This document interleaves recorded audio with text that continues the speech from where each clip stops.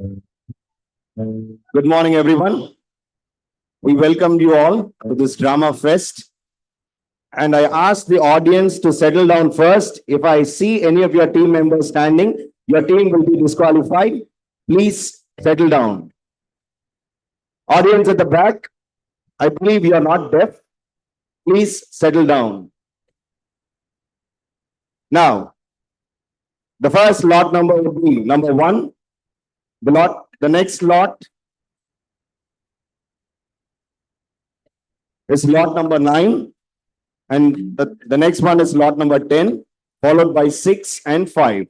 These are the first 5 lots: 1, 9, 10, 6, and 5. Lot number 1, are you guys ready? Lot number 9, be ready.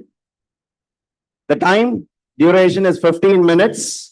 Once you finish your performance, clear the stage. Don't take much of time. We'll start the performance now. Lot number 1. Your time starts now.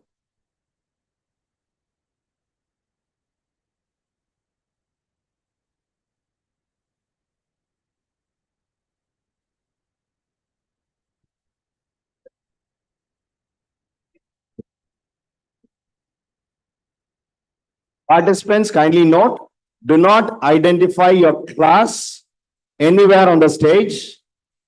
You must only use your lot numbers. Do not identify your class on the stage or anywhere.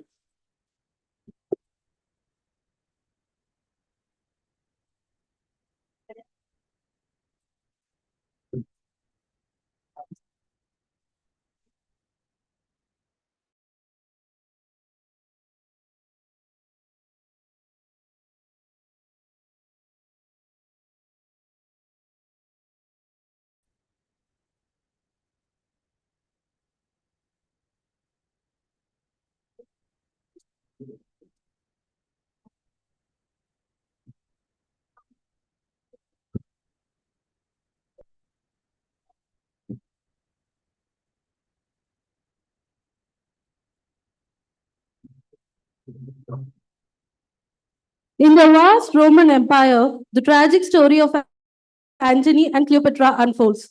Antony, enthralled by Cleopatra, neglects his duty as one of the triumvirs that ruled Rome.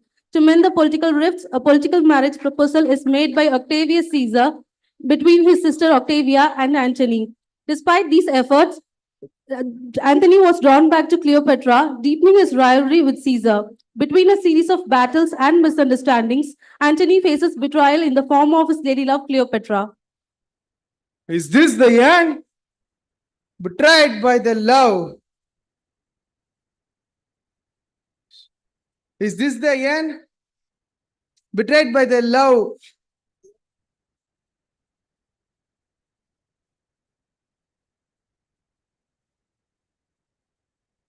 Is this the end? He betrayed by the love he stood for.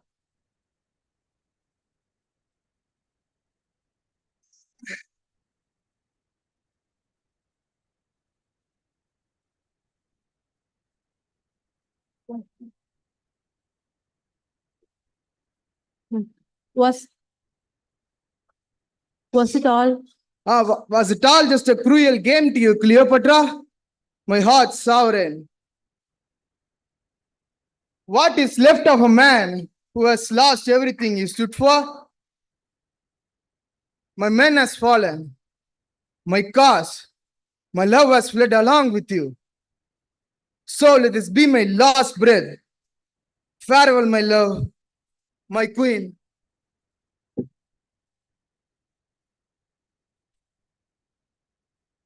Cleopatra, after learning about the death of Antony, mourns the loss of her lover and contemplates her uncertain future. Caesar approaches the fallen queen with a sense of triumph.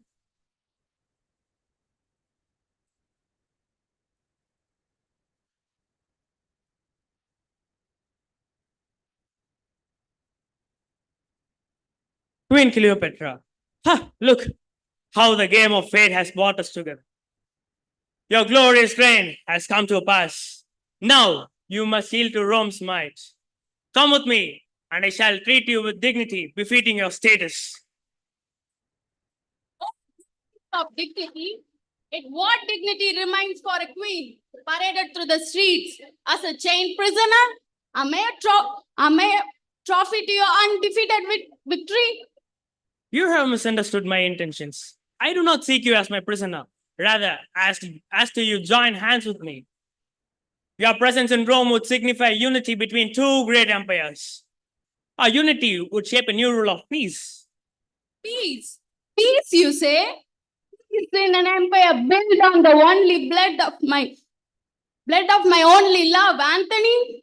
Caesar, regard me as no fool. Your desires to feed on a fallen queen for your insatiable hunger for power is worthless to me. Cleopatra, think through your actions. Your power is immeasurable, and cold the heat you face. Come willingly, and you shall be treated with dignity.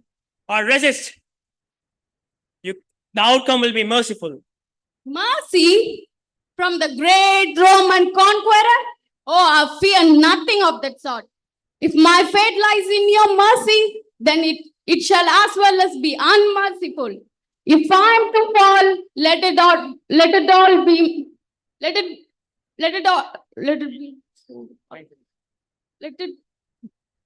Your fears have seen no loss.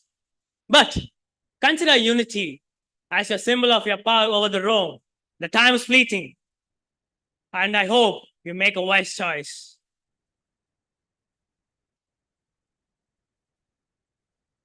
Let us consider this word, my queen. True, my queen, the wind of fate is too harsh. The choice will change the legacy of our empire. I shall not fall for his pathetic game of power. But consider the people, my queen. They look upon you for their fate and for their lives. The fate of my empire does not fall at his feet. It shall not be in his hands of mercy.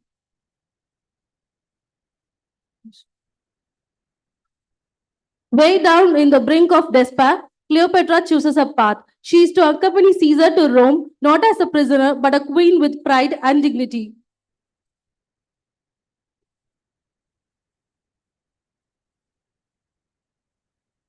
Oh, so the prideful queen of Egypt falls into my frame? Ah, look how the mighty has fallen. How the rule will face its reign. Cleopatra, the enchantress who ensnared Antony, has fallen into the arms of misery. How little she knows the game we are in. The rules are old yet unknown to her. She will learn that the great Roman Empire is not built on the remains of the fallen queens, but rather unmerciful grip of power. She will face the wrath of fire in her last days. Cleopatra will sure see the Roman Empire, but not as a queen. The people will see the woman who dares to defeat a country brought low. They will cheer for me, their savior, their conqueror. They will learn the might of my empire is when Cleopatra is clothed in her finest and shackled by the chains of defeat. Let her believe that she is going to be dignified and arm her with beauty and pride. The greater the pride, the deeper the fall. You, Cleopatra, will be my greatest victory. My legacy will speak the conquering of the mighty queen of Egypt. Your final act is about to begin. Dolabella overhears Caesar's plan and a chill runs down his bones. Breathless and urgent, he makes his way to Cleopatra's empire, ready to reveal the sinister plot he has overheard. My queen, forgive my intrusion. I have a messenger who claims to be our unfortunate news. A messenger? The messenger is Dolabella, my queen. He came from Rome with a message to you. Let me in.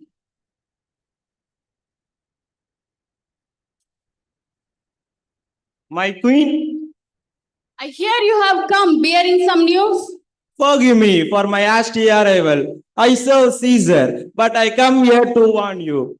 I overheard his true intentions. He planned to bring you to Rome not as an honored guest, but as a trophy, a symbol of his conquest. He intends to parade you before people to display your downfall as his ultimate victory. Caesar's mask has finally slipped. I suspected as much.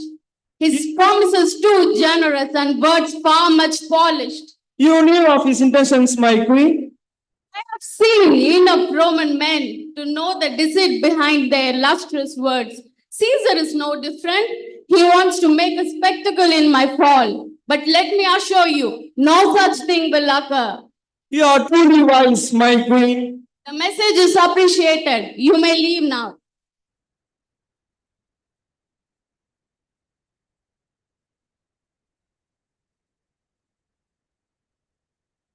I often ponder about men and their perception. They only see what they wish to see. They view me as a prize, a possession to be claimed. I have navigated this venomous politics filled with traitorous men.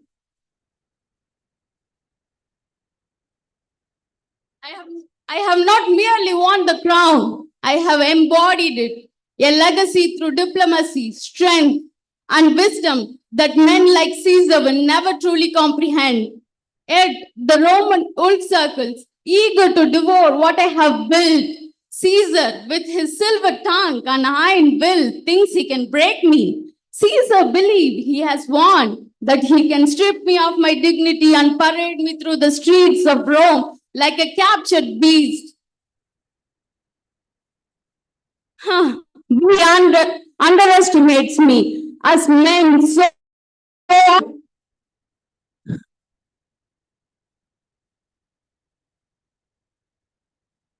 I will not be reduced to a mere shadow of my own self. I will arrange for a basket of figs to be brought to me, simple and unassuming, but hidden within those figs or asp, their venom a ship forced to my end. It will be my final and deliberate choice. From the escape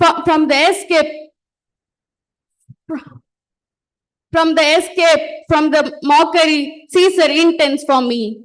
My fate will not end in the chains of Rome.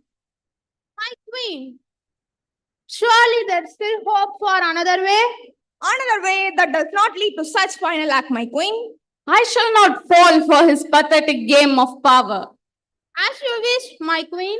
We will follow you at any hardships, my queen. Follow you at the death, if you might say so.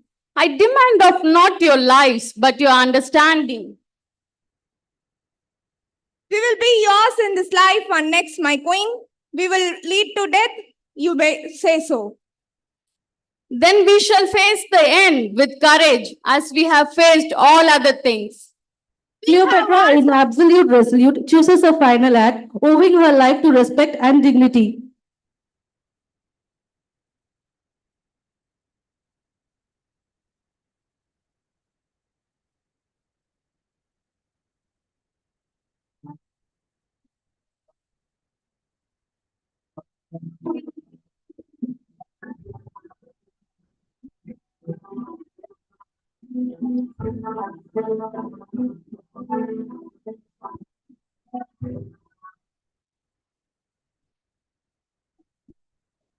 Caesar, in absolute silence, observes the final act of Cleopatra.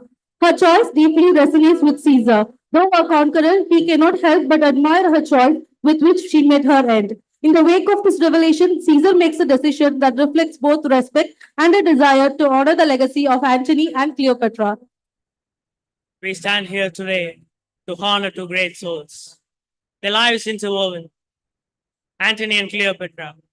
They go down not as great lovers, but rather embodiments of power, dignity, and respect. Their story will continue to echo through the great walls of Rome. Thank you.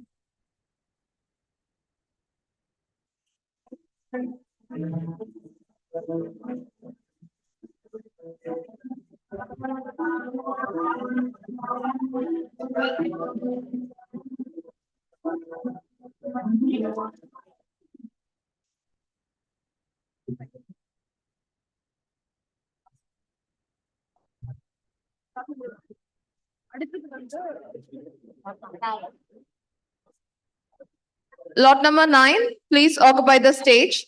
Judges, this was lot number 1 on stage.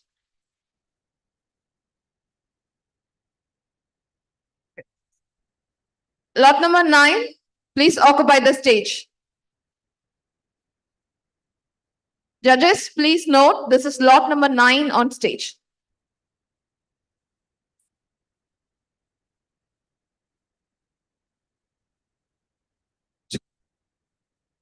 Lot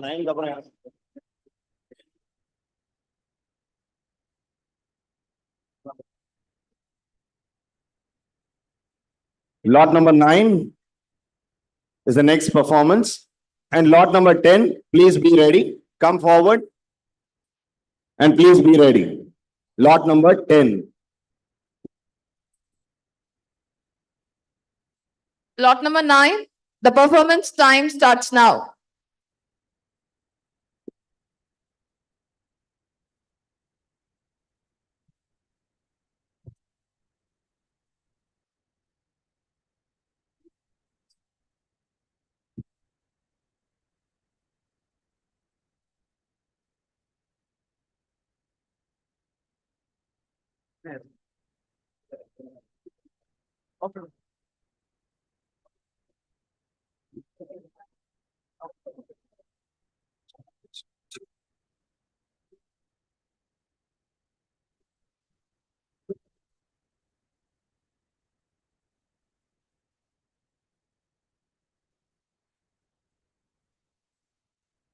Esteemed chief guests, faculty members, and my fellow friends, welcome to a tale of grandeur and betrayal, where the fate of a great leader and the destiny of a city are forever intertwined.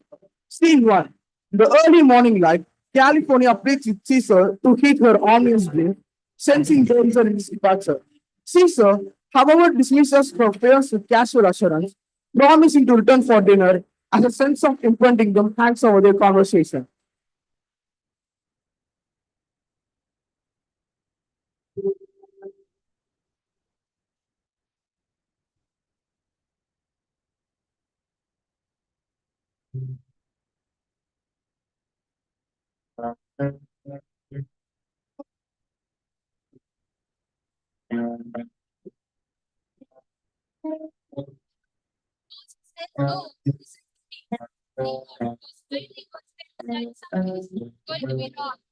Caesar shall think that they think, but now when they shall see that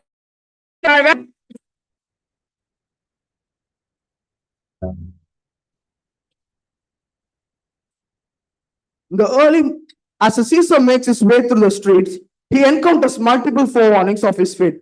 Fortunatus and Artemidos urgently implore him to avoid the Senate.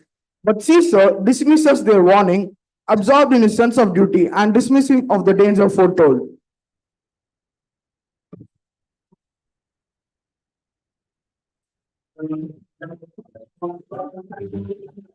No, Caesar, stop. Senate is your turn. You go. You will not return. It makes cost your life. Beware, the Ides of March.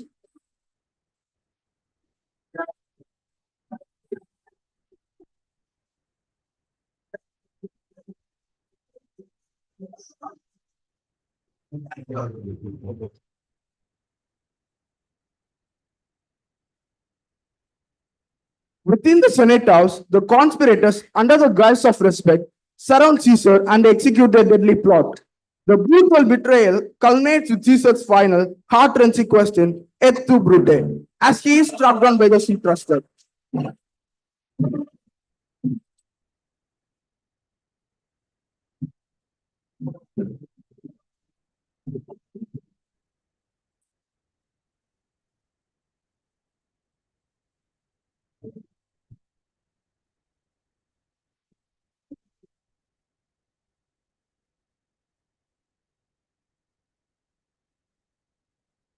Welcome, General. Attention, senators. The savior of Rome is here. Your seat, master.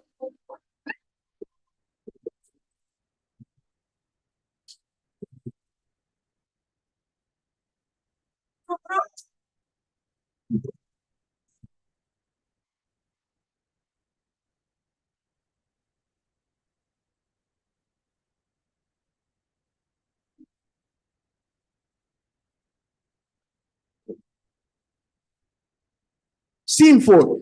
In the aftermath of Caesar's assassination, the public is rife with turmoil. Brutus' attempt to justify the killing to the masses, while Antony's powerful speech stirs the crowd grief and anger, shifting their allegiance and expressing the true impact of Caesar's death.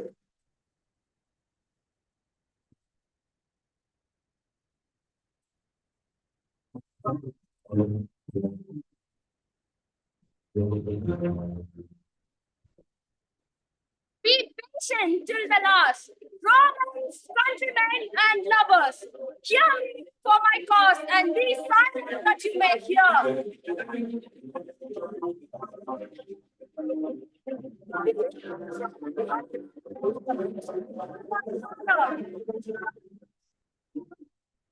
In your wisdom and awake your senses that you may believe.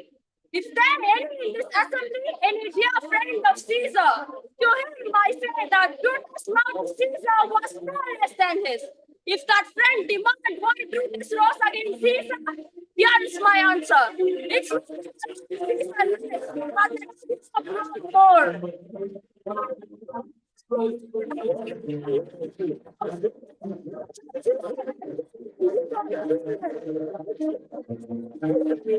I love him as he was fortunate. I honor for his respect and as he was anxious, I slew him. With this, I depart. As I slew my best lover for good of Rome, I have the same dagger for myself.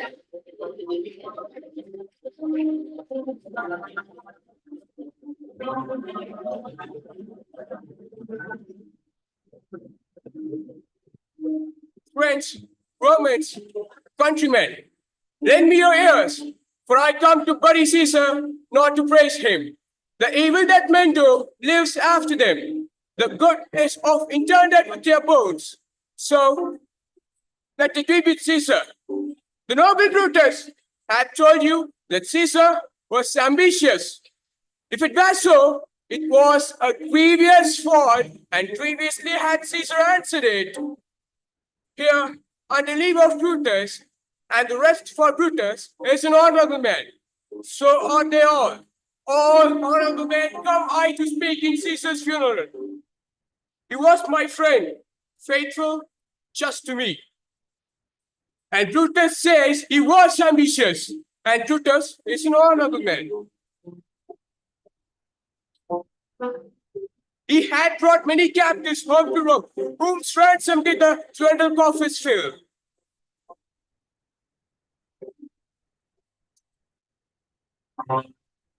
And Caesar seemed ambitious when the poor had cried. Caesar had wept. The ambition should be made out of sternness.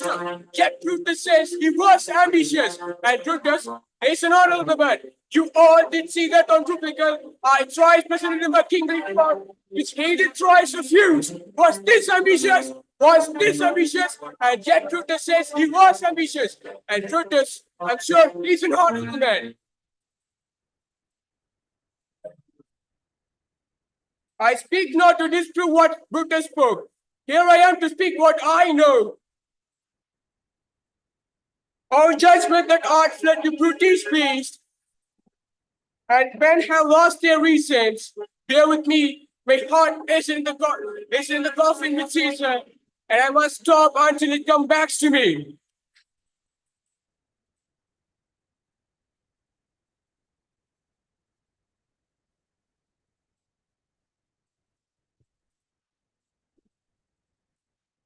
Scene 5.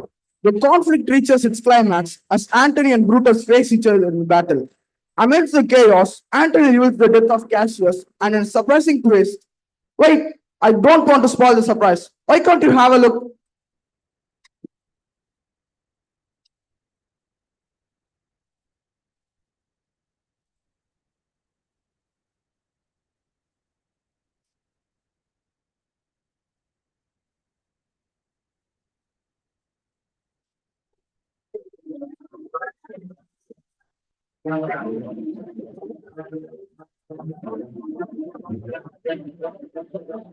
It's time to pay back.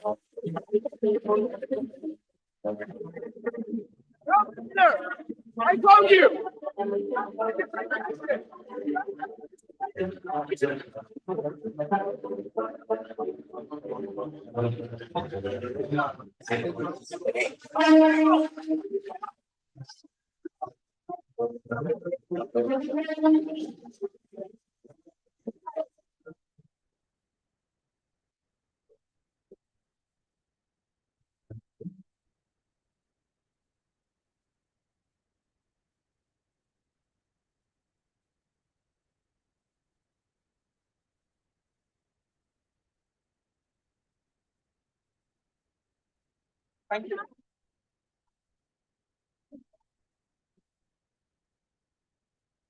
Thank you, lot number 9. Lot number 10, please occupy the stage. Judges, kindly note that this is lot number 10 on stage. Lot number 6, you're next. Please come forward. Lot number 9. Kindly take your properties to the department. Please do not keep it here. All the participants are requested to take your properties after the performance is over to the department. Next is 10. The next lot. The next is lot number 10. Lot number 6, please be ready. Lot number 6, be ready.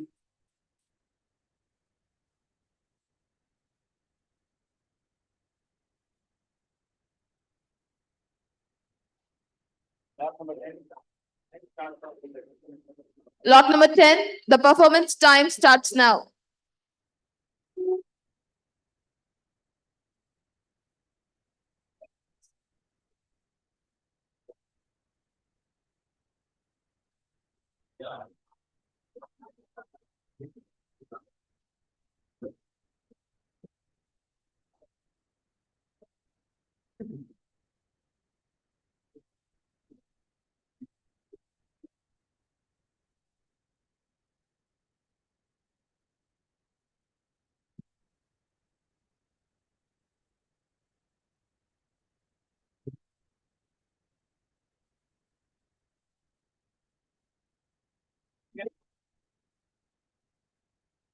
Audience, please maintain silence. Enjoy the performance. Please maintain silence. And people who are standing, please sit.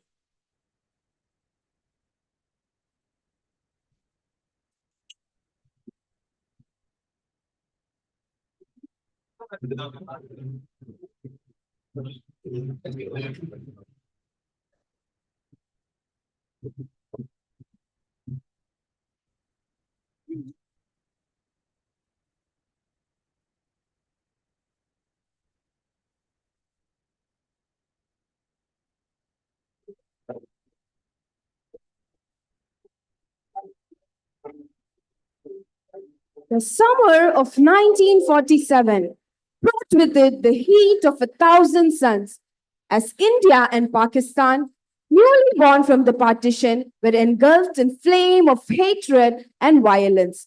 Yet, in a small, sleepy village of Manomajra, life had continued much the same as it had for centuries. Sikhs and Muslims lived together in harmony, bound by the rhythms of the land and the flow of Sutlej River.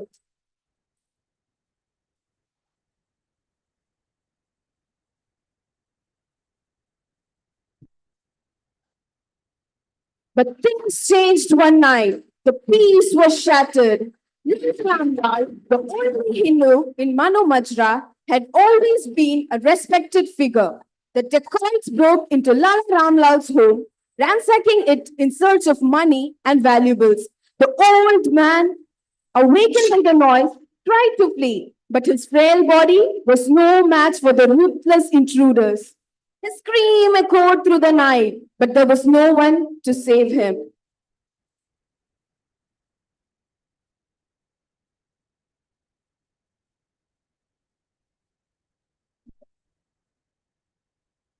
Why do you look so worried?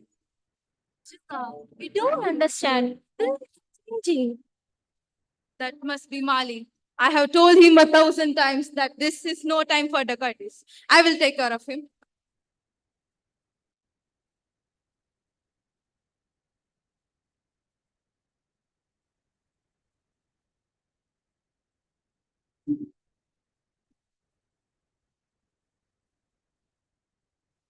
Sahib, there's been murder in Manomatra. What? Lala Ramlal Sahib, he was attacked in his home last night by dacoits. They killed him. This is bad. If the villagers start pointing fingers, there will be no end to it. We need to act quickly before this gets out of hand. Arrest anyone who might have been involved. Dacoits, suspicious character, anyone. What is happening in this world? What is this all about? What is wrong with Hindustan and Pakistan? Babu Sahib, why did the English leave? They left because they had to. Why? Don't you people want to be free? Freedom must be a good thing, I agree. But what will we get out of it? It is for the educated people like you, Babu Sahib, who will get jobs that the English had. What will we get instead? More lands? More buffaloes? No, we were slaves of English and now we'll be slaves of the educated Indians and Pakistanis.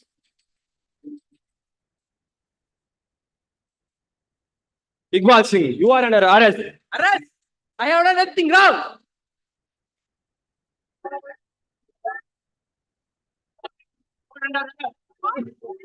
See last night. You can ask anyone. It doesn't matter where you are. You have a speech to God. That's enough for it.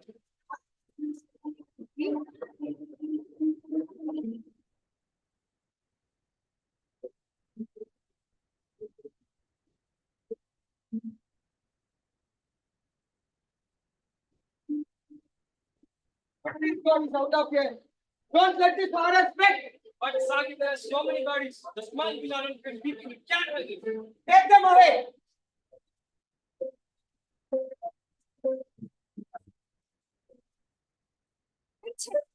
One of them of us live together like brothers, but now I feel about my people.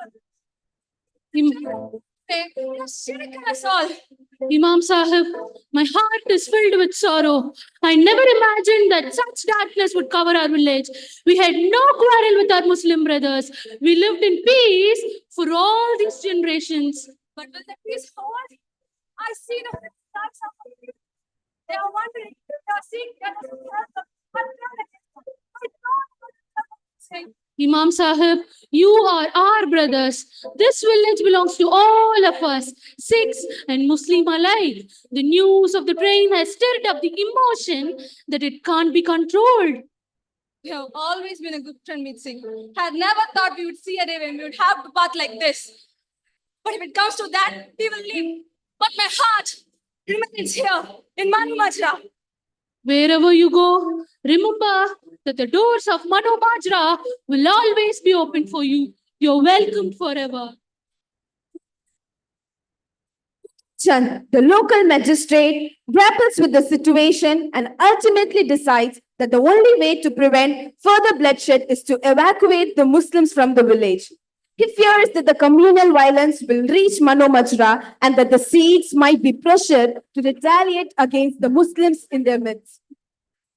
The villagers are informed of the plan and decide that the Muslims will be escorted to a refugee camp and eventually sent across the border to Pakistan for their safety. This decision is met with sorrow and reluctance as the Muslim villagers have never considered leaving their homes.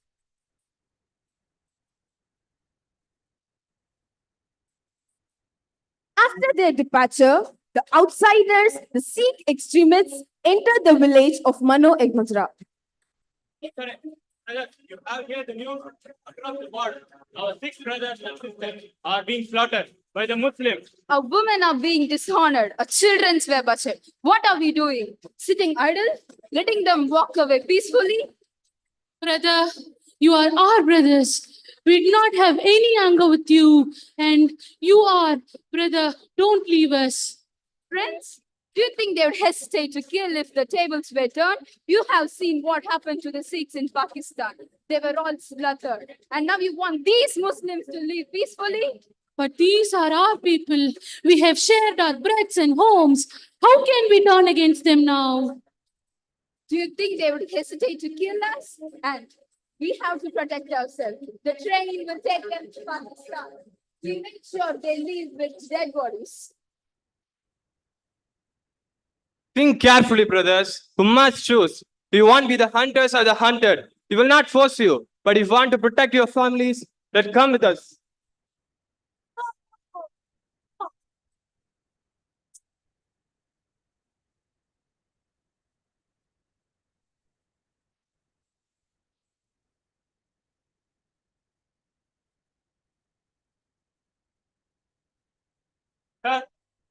The men who arrive in the village, those outsiders, they are planning something terrible. They intend to attack the train that will carry the Muslims out of Manamajra. Attack the train!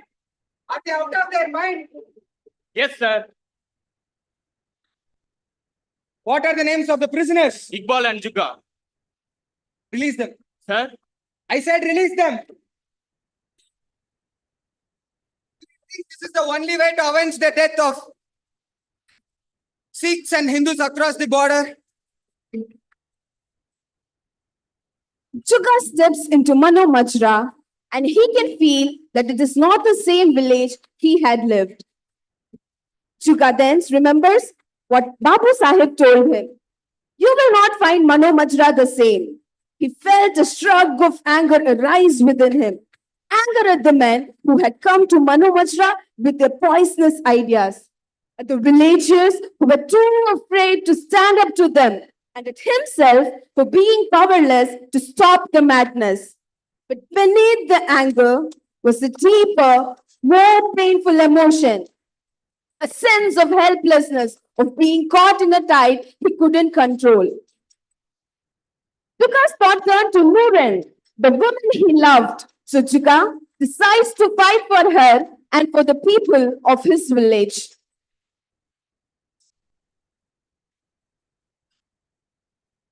Muslims are from our village. They are not responsible for what's happening across the border. We don't care who they are. They will be killed in the train to Pakistan. If you take one step towards them, then you want to answer that. I will stand before you and the innocent life you seek to destroy.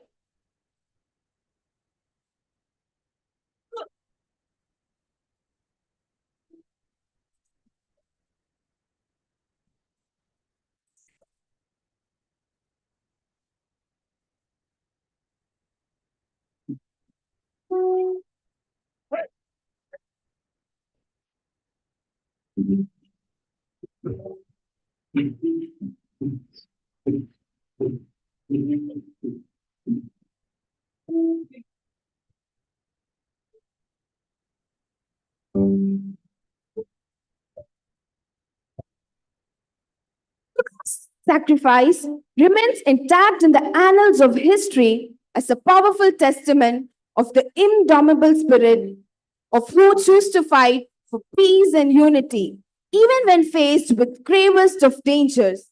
His legacy endures as a shining example to the power of selflessness and enduring strength of human spirit.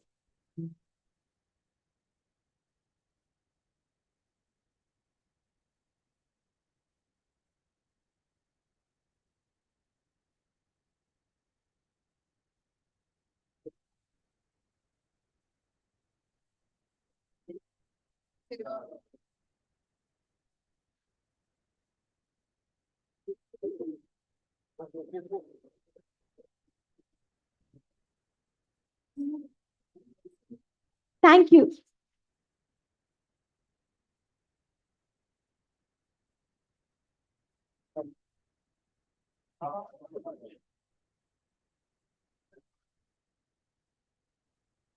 Thank you, lot number 10. Lot number 6, please occupy the stage. Lot number 6, please occupy the stage. Judges, kindly note that this is lot number 6 on stage. Lot number 5, get ready. Lot number 5, get ready.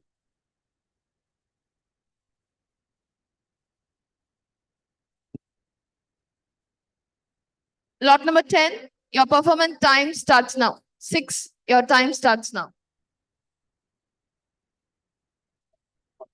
Once there was a man of honor, a warrior whose loyalty and courage were unmatched, whose heart beat with the fire of 1,000 battles. His name was Macbeth, a hero of Scotland, He fought with valor, earning the love and respect of all who knew him. But in the shadows, darkness slunk. A seed of ambition was planted in his heart, a whisper of power that promised glory and greatness beyond imagination. He was tempted by the prophecy of three sinister witches and driven by the unyielding will of his wife, Lady Macbeth. Macbeth chose a path that would lead him to the throne, but that path was stained with blood, betrayal, and the loss of his very own soul. This drama depicts historical fantasy inspired by historical events.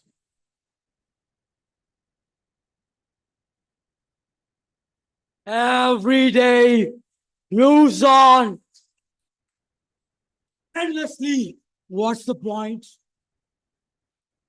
Yesterday's dreams are today's ashes, and we move step by step until death finally consumes us. I thought this song would be free and between.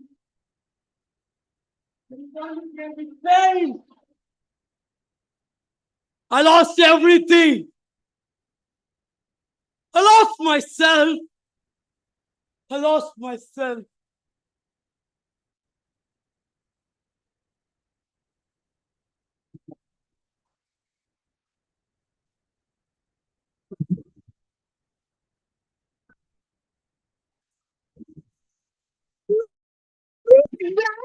What a warrior! Victory man!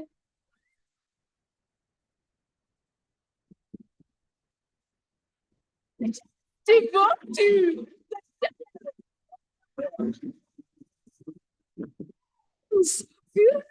It's mine!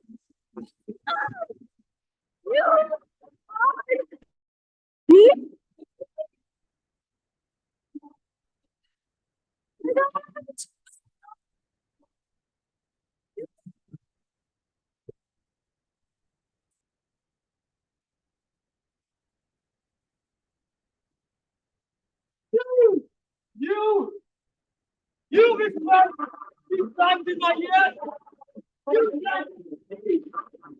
that is it. But I let it go.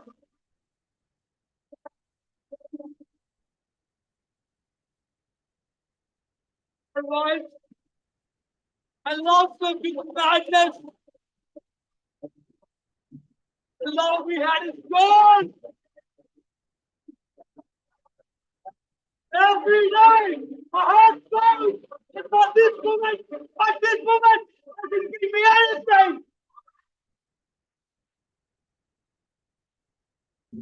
This love has betrayed me.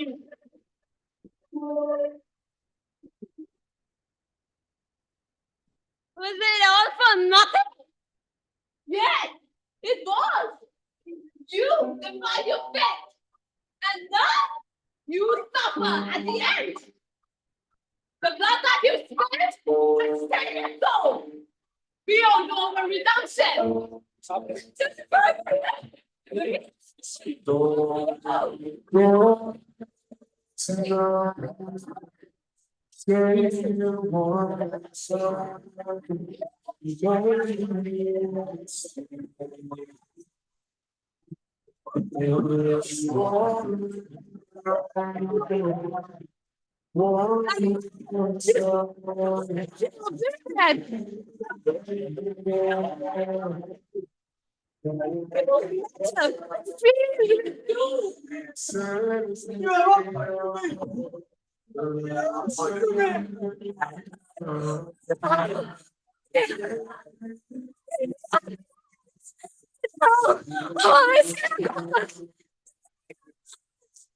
Life you have destroyed. It haunts me every night.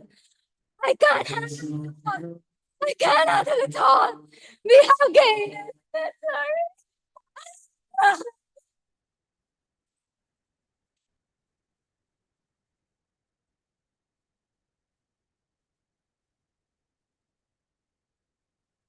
Forgiveness? Forgiveness. There's no forgiveness.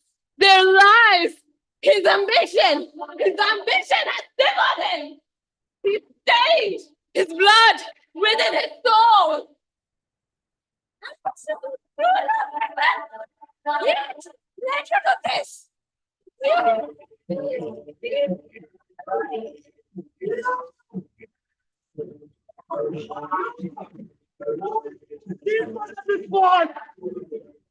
But I have you just lit the spot. I found the plan. I broke his heart, and I want to walk it alone.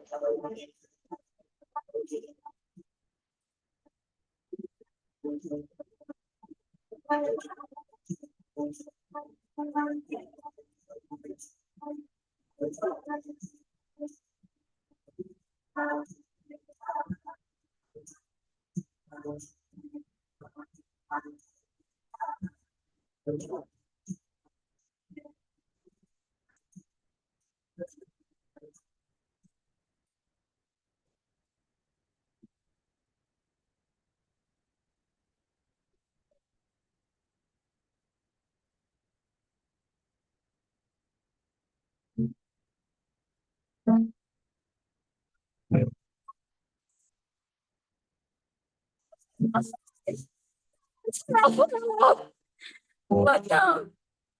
We are trapped in a war. In myself, I won't go there. Oh, but I know that I won't care. Try to wash away all the blood. This loss is a burden now it goes down. You sinners can atone from a long prayer. Souls tied intertwined by pride. Guilt. It's darkness is still from the way that I've been living.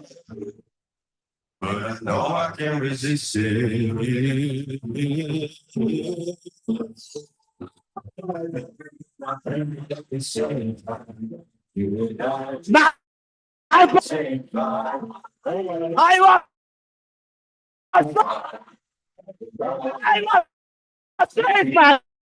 From the daylight, running from the daylight.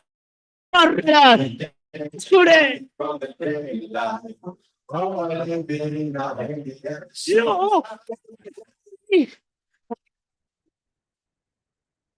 I have come to get back.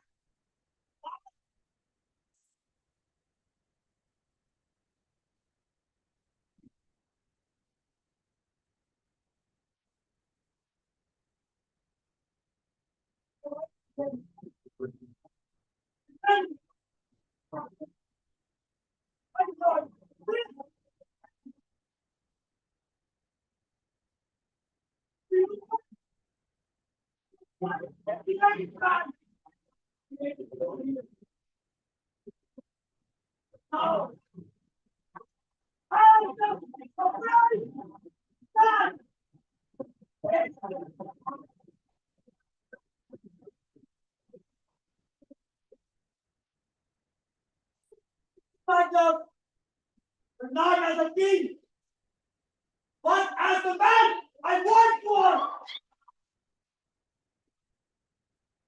Before I die,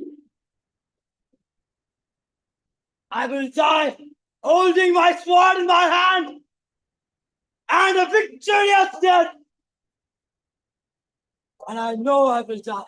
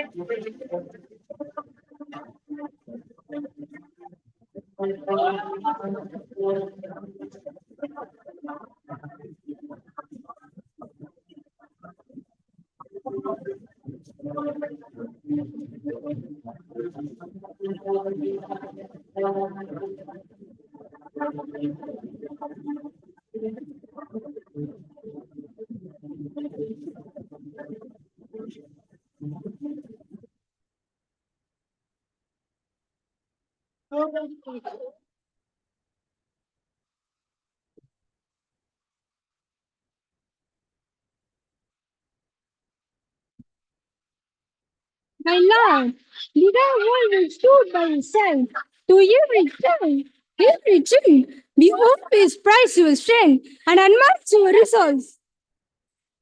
We serve, we hail you as the greatest king Scotland has ever known. But now what do we see? A man who lost everything but his own ambition. Is this the mighty man, the power warrior who fall down? All your power is gone.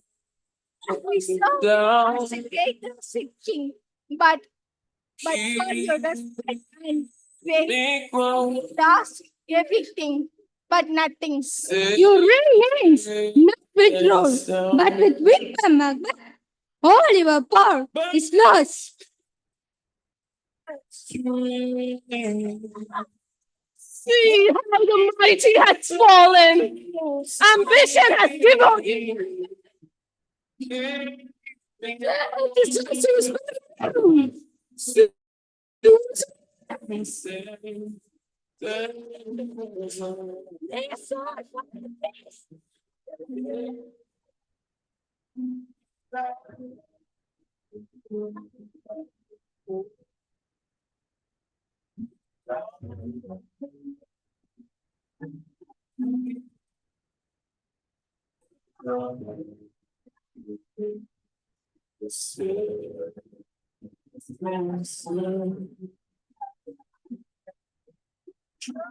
Let us rebuild what has been lost.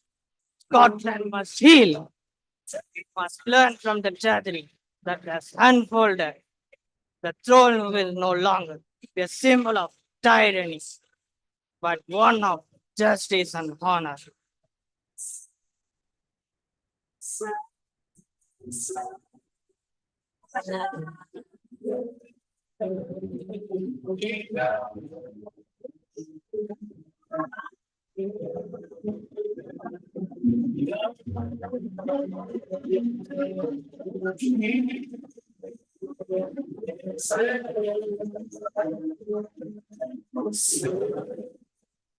Thank you, lot number 6, for your performance of splendor.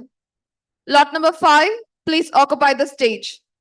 Judges, kindly note that this is lot number 5 on stage. Lot number 15, get ready. Lot number 15, followed by lot number 11, 3, and 12. Lot number 15, 11, 3, and 12. Get ready. Lot number 15, occupy the front. Lot number 5, your performance time starts now.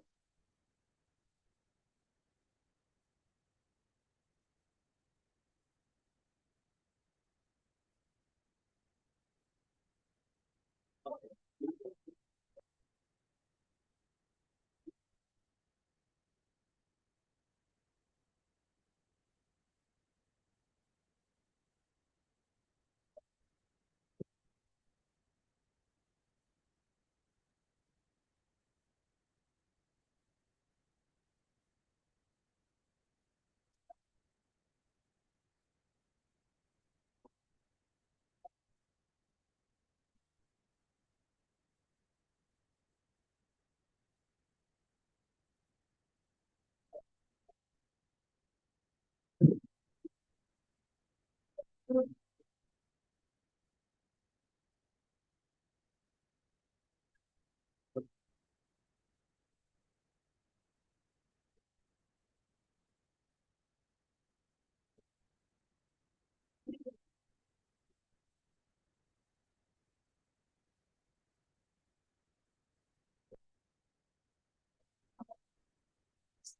very pleasant morning to one and all present here. Now, we are here to enact a drama based on the true incident of an happened in US of a soldier named Desmond Doss during the Second World War. This incident has been published as a book and as well as released as a movie. We'll reveal the name of the movie and the book at the end of our enactment. Today, we share the story of a man named Desmond Doss. Desmond was a soldier, but he was different from the others. While everyone else carried guns, Desmond carried something stronger, his faith and his courage. During World War II, Desmond believed that taking a life was wrong, but this made him stand alone, facing judgment from his fellow soldiers and even risking punishment. What you are about to see is the moment when Desmond refused to pick up a gun. He stood firm, even when everyone around him doubted him. This is the story of a man who chose to follow his heart, no matter the cost. Seeing the barracks characters, the Desmond Doss, Sergeant Howell, Captain Glowell, Soldier 1 and Soldier 2.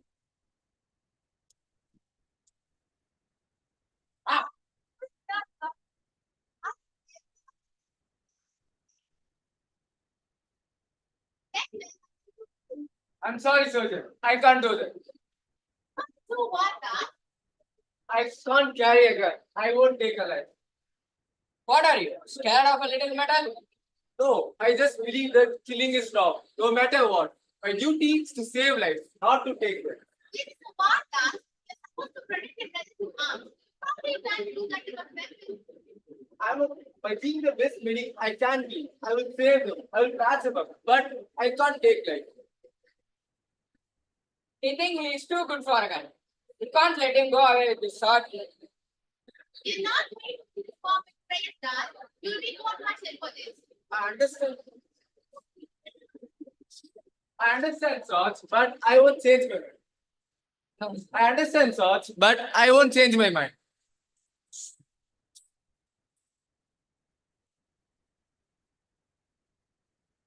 Scene 2. The courtroom. Characters: Desmond Doss, Judge, Captain Glover, Colonial Stelzer, Desmond's father, Soldier 1, Soldier 2, Sergeant Howell.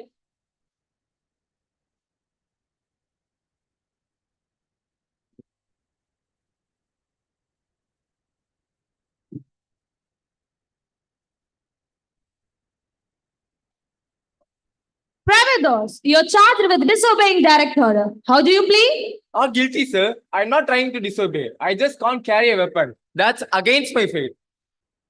Your Honor, this man refuses to carry a rifle. He won't be able to protect himself or his unit. He's a liability.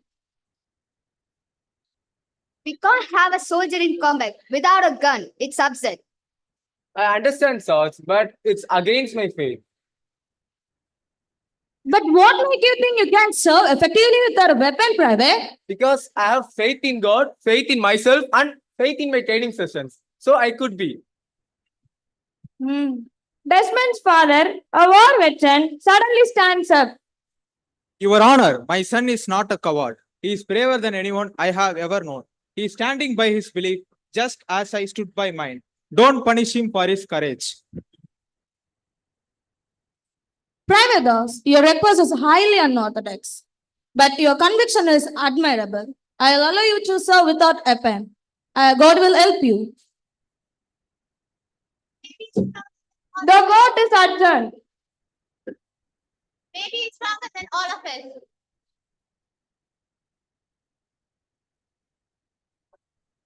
As Desmond Doss stood in that courtroom, he faced judgment not just from the military, but from everyone who doubted him. But he didn't waver. He stayed true to his beliefs, even when the world around him tried to force him to change. In the end, The court recognized the strength of his conviction. Desmond was allowed to serve not with a weapon, but with his heart and his hands. He went on to save 75 lives, proving that you don't need a gun to be a hero. Desmond's courage teaches us that it's okay to stand alone for what you believe in. It shows us that true strength comes from within, and that sometimes the greatest victories are won not by fighting, but by holding on to your values. As we remember Desmond Das today, let his story remind us all: stand by your beliefs, even when it's hard. Be brave, be kind, and never forget the power of doing what's right. Thank you all. This is taken from the book Hero of the Hacksaw, which was all released as a movie in the name Hacksaw Ridge. Thank you, one and all.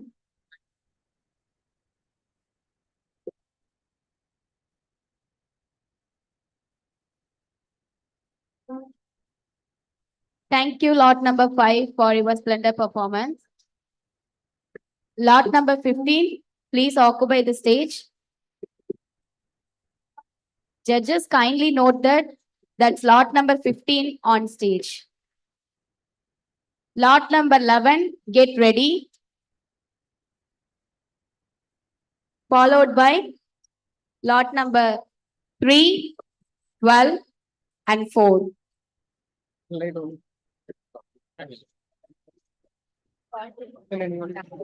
Lot number 5, your performance timing starts now.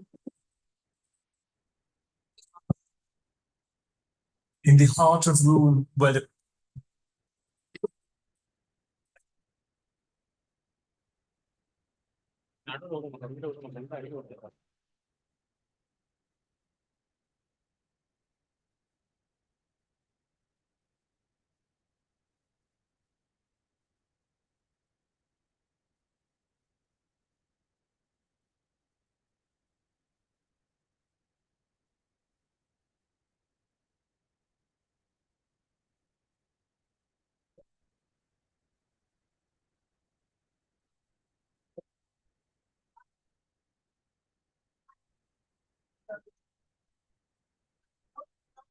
In the heart of Rome, where the winds carry the whispers of heaven and the judgment of men, the Maid of Orleans stands on the threshold of eternity. Her fate is sealed, but the echoes of her defiance will ripple through the annals of history.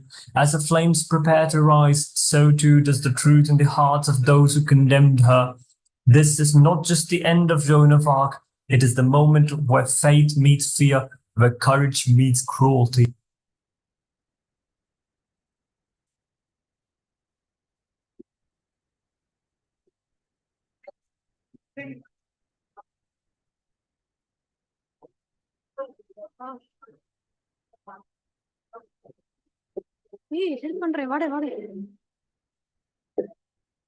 I fear no death, nor fire.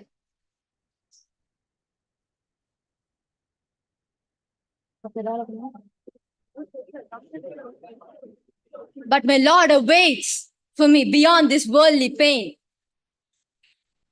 My Lord, I come into thy hands. I commend my spirit.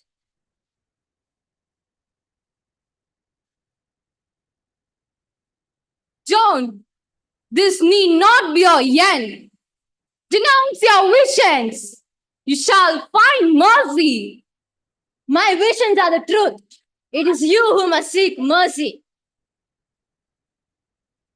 Joan, do not forsake your soul. The fire that awaits is not just earthly, it's eternal. Rockade, find salvation. My salvation lies with God. I do not fear your fire, sir, Brother Martin, for I have already walked through the flames of doubt and emerged unscarred. This girl is threat to the crown, to the church, to all stand for us. Her rebelliousness cannot be tolerated. Her fate is a warning, not just for her, but to all who would challenge us. This is madness.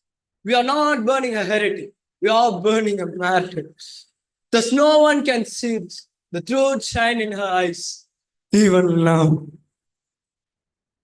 The flames are but moments away from rising, yet in this brief respite the hearts of men are tested, the truth obscured by fear and power claws at their souls, but still they march forward, blinded by duty, deafened by the cries of righteousness.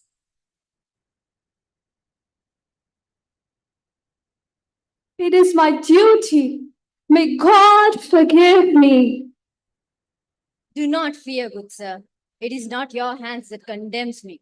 It is the hands of those who cannot see the light. Enough delay. Light the path.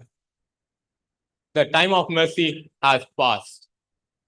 Have you no heart, no soul? How can you demand such cruelty? She is rebel. This is the fate of those who paint. May the Lord have mercy on us all. Joan, you could still save yourself. It's just a word, but it could end. I have no more words for you, Bishop. My words are for God alone now. Do your duty.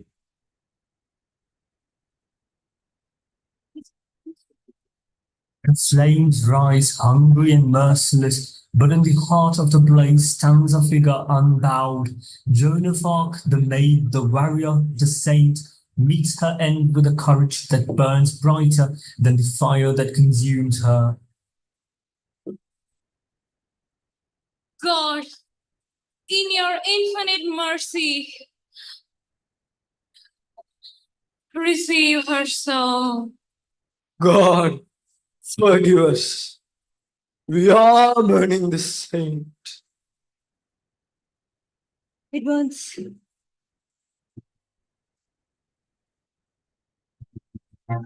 It burns.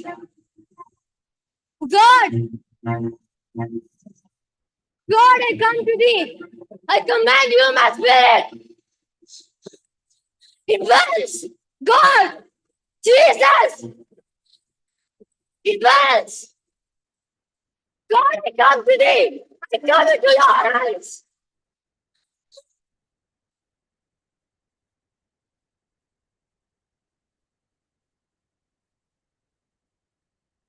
What we have done in the name of justice.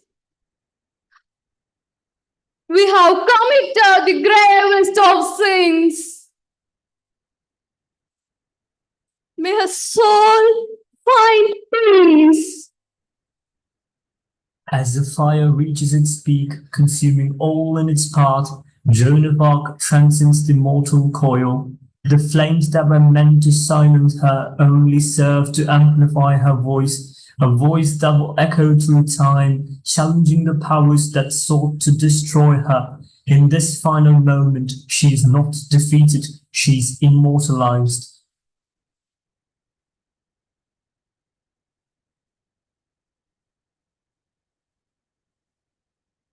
God,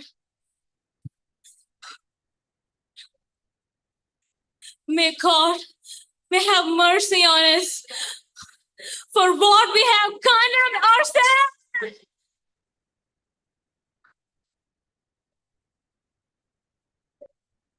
We sought justice, but found only guilt. Ends the tale of Joan of Arc, a simple girl whose fate moved nations and whose courage defied kings. Bernard Shaw reminds us that her death was not the end, but the beginning of a legacy that would inspire countless others. For in her final moments, Joan proved that the flames of persecution could not extinguish the light of truth. It is a light that continues to burn, challenging us to seek justice even in the face of overwhelming power.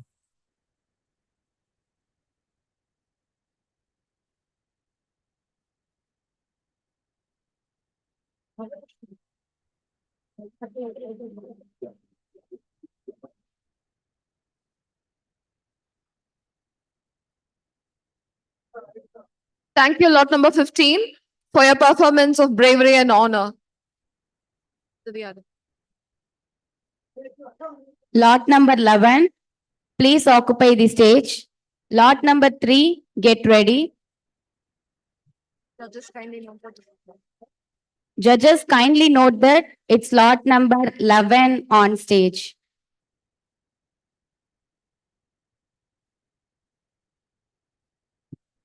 Done. Lot number 11, your performance time.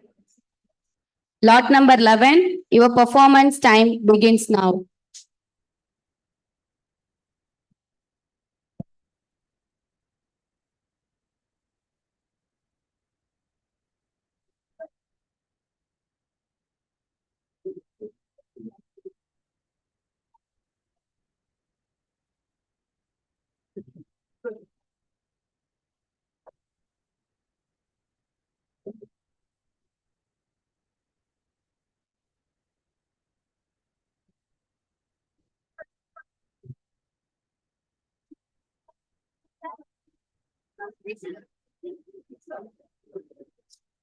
Through the lens of full fall, we witness the final unraveling of Cardinal Thomas Wolsey, once the most powerful man in England next to the king.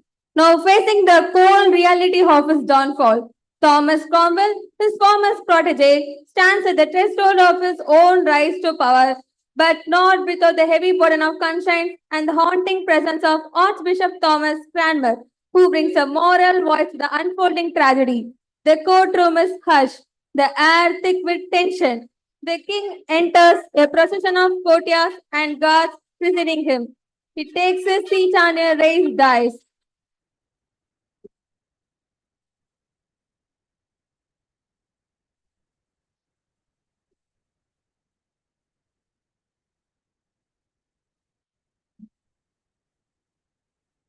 Let the proceedings begin.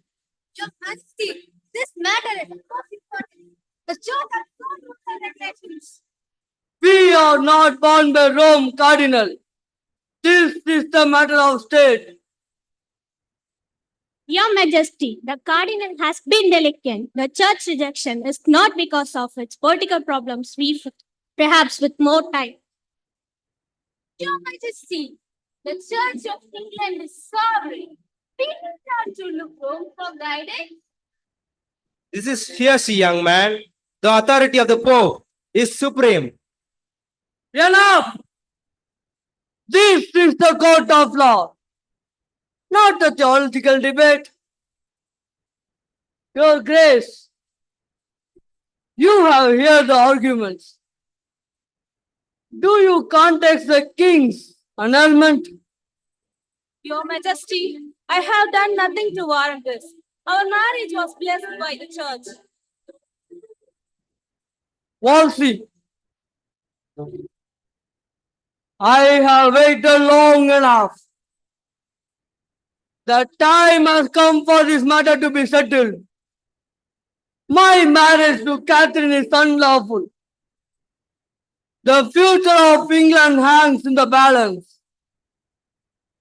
I demand an annulment. Now! Your Majesty, I have done everything within my power.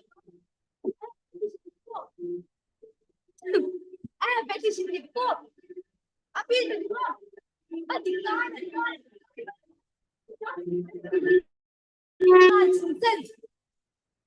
Enough of the reasons, Wolsey. You have failed me. The crown requires the quick action, not an endless delay. Your Majesty, if I could ask for more time, Your Majesty, if I may speak. Speak, Cromwell. The Cardinal's efforts, though sincere, have led us to an impasse. We must act right now. Cromwell, this is not an English court. This is court of cardinal law and Pope's authority. The law of the land is clear, my lord. The King of England is not subject to the whims of Rome. There are so many men in so many universities of Europe who would suggest You demand this annulment now. Your Majesty, if we are to break from Rome, we need to decide with grateful thought and with the guidance of God. Rash decisions could lead us into perilous waters where the state and the church are at risk. Your Majesty, I am your lawful wife. I have been faithful to you in all things. I have borne you children. I stood by your side. To declare our marriage null and void would be an offensive. Cromwell, you cannot suggest defying the church. We cannot let him dictate the course of this kingdom. He would see England torn apart. Catherine, I do not question your loyalty or your virtue. Our marriage has produced to male hire. The future of England is in danger. The future of a kingdom lies in God's hand, not in the whims of man. You seek to cast me as if I were nothing. I am a queen, and I will not be treated as anything less. Your Majesty, if I may speak, I may suggest you something. There are so many men in so many parts of Europe who would suggest the fact that your marriage with Catherine was never valid in the same time because she was betrothed to your late brother Arthur. So we must act right now, declare this marriage void, and start with the reformation of church in England. We cannot let Cromwell dictate the course of this kingdom. He overpowers his bonds. Your Majesty, listen not to the stranger's counsel. The road has its own rules and regulations. It will endanger our nations. I ask you to reconsider. Your Grace, we must act. This is madness. You have served long me, Wolsey. But now the time has done. You failed in the duty. And now I seek someone else for the solution. Cromwell, you speak with the voice of reason.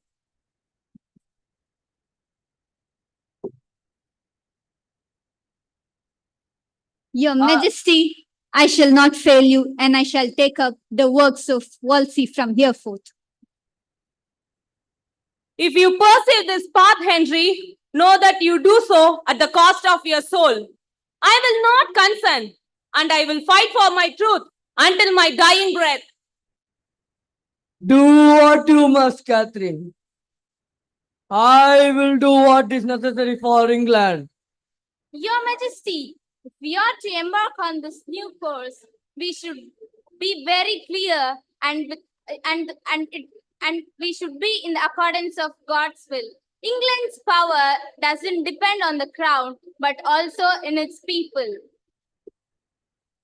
Cromwell, you are a diligent servant. I charge you to see the right way for me.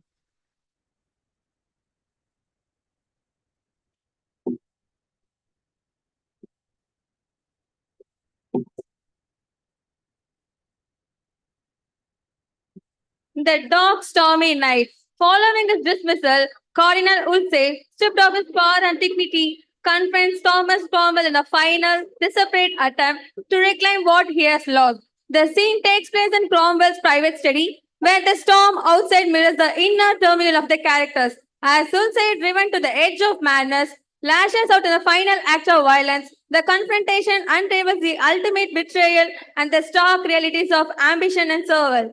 This scene marks the end of an era and the dark beginning of Cromwell's unchallenged rise, where loyalty, one revered, become a relic of the past and the power is secured at a deadly cost. I was wondering when you might come, Your Eminence. My lord, shall I summon the gods? Don't call me that. You have taken everything from me. My power, my influence, my very life's work. I have taken nothing from you that wasn't already supposed to be taken, Wolsey. I merely hastened the process. My lord, this is madness. He is not himself. There is no need for this. You are a prodigy. I trusted you, and you betrayed me. Yes, as your protege, you've taught me so many lessons. And the biggest lesson that you've taught me is that truth is everything. I have merely applied that lesson. You betrayed me for what? To get in the favor of a friend? You think you're safe in a new position? You think Henry will save you? For how long? Please, Your Grace, leave now while you still can. This is madness. Perhaps I won't be safe under his hands for long. But tonight, I am the one who holds that power. You cannot win, Cromwell. You have taken everything from me. I will not let you live to see the fruit of your own treachery.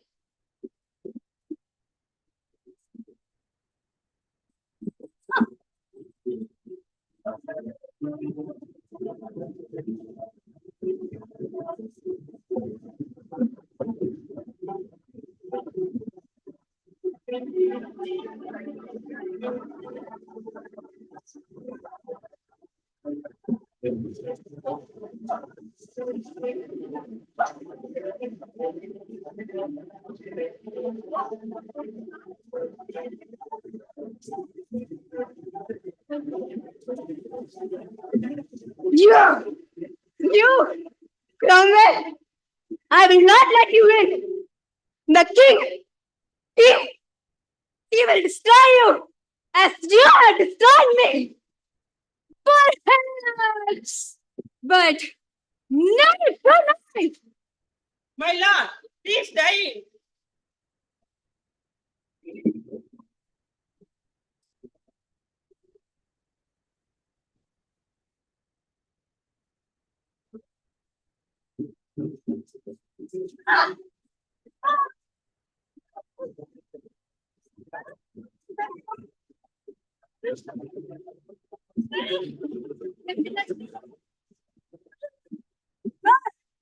God, forgive you, Cromwell. But you have done yourself. It is not me who has done myself. It is you with your sin and pride and ambition. You have set yourself on side.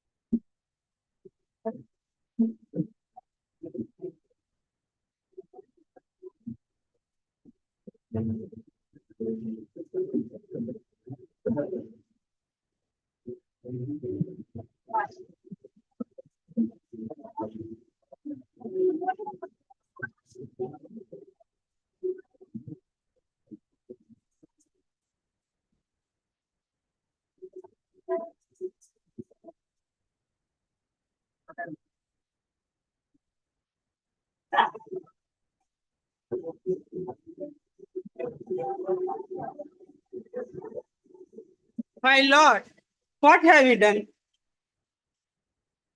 What was necessary? We must.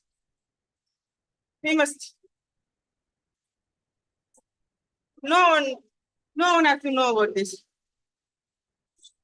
Burn the body. Dispose of the papers. This night never happened. As the final curtain falls, we are left to ponder the relentless march of history and lives it consumed with its work. The rise of Thomas Cromwell, marked by ambition and cunning, brings about the downfall of those who once stood at the pinnacle of power, including the formidable Cardinal Wolsey. Yet in the world of Tudor politics, where survival demands not only skill but also ruthlessness, Cromwell's terms come at a steep price. The echoes of his action reverberate through the corridors of history, shaping the future of England and fate of its people. Woolfall reminds us that historical literature is not merely a recounting of events, but a profound exploration of the human condition. The play concludes, leaving us to reflect on the enduring themes of loyalty, betrayal, and the cost of ambition. Lessons are relevant today as they were in the time of Henry VIII. In the end, history is not just a series of events, but mirroring, reflecting the time struggles of humanity forever, reminding us the delicate balance between power and conscience.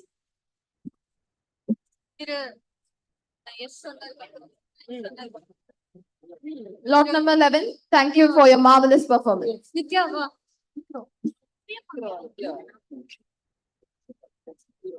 Yes.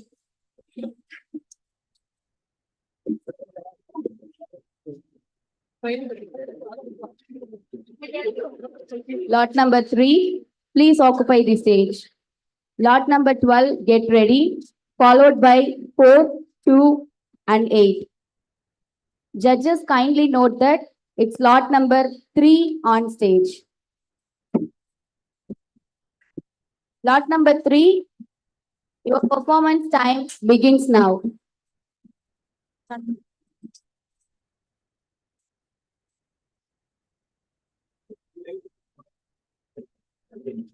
Julius Caesar, a historical tragedy set in ancient Rome. It explores the political intrigue and moral ambiguity surrounding the assassination of Julius Caesar and a subsequent power struggle. The play delves into the themes of ambition, betrayal, and the conflict between personal loyalty and civic duty. In scene 1, the Roman commoners celebrate Caesar's military triumph. A soothsayer warns Caesar. The people offer kingship to him, and Cassius tries to convince Brutus to join the murderous plot.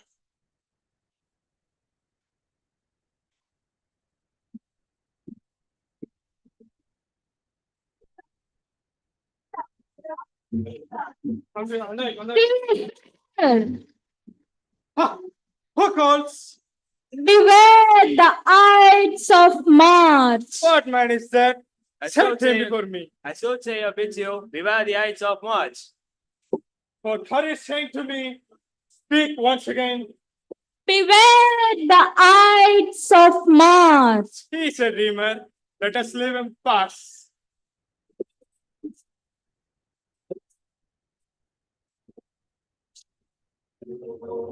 Brutus, I observe a too strange and too fair a hand over your friend. Yes, be not deceived. Lately, I've been overwhelmed with private thoughts and conflicting emotions.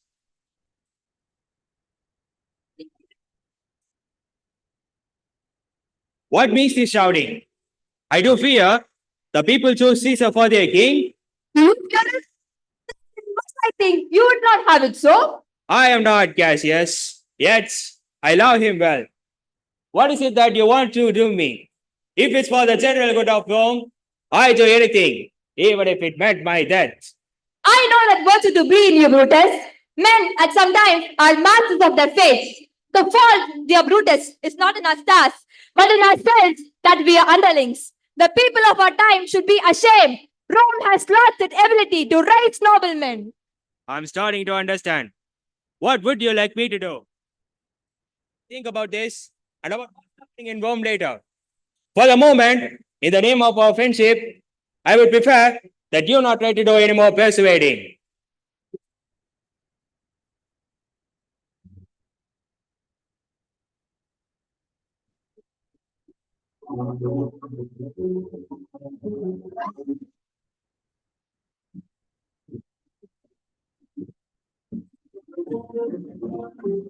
Cassius owned that thing too much.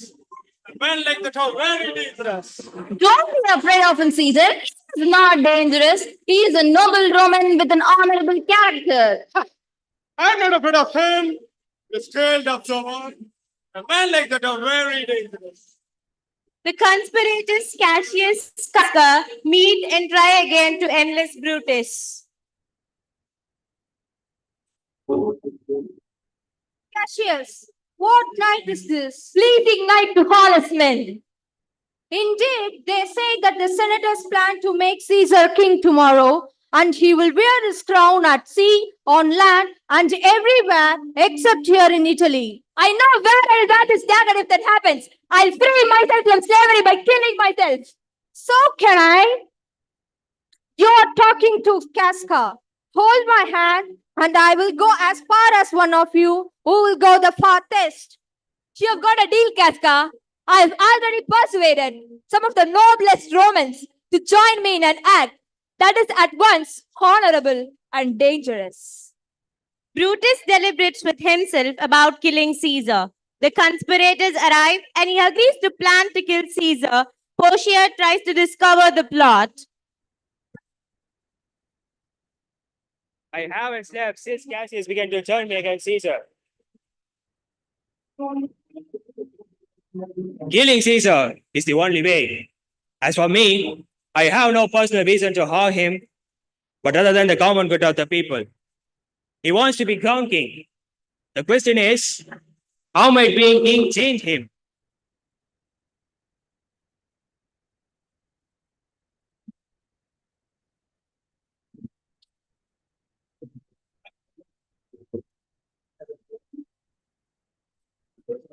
I think they may be interrupting you. Good morning, Brutus. What nagging worthies have stopped you from sleeping tonight? May I have a private word with you?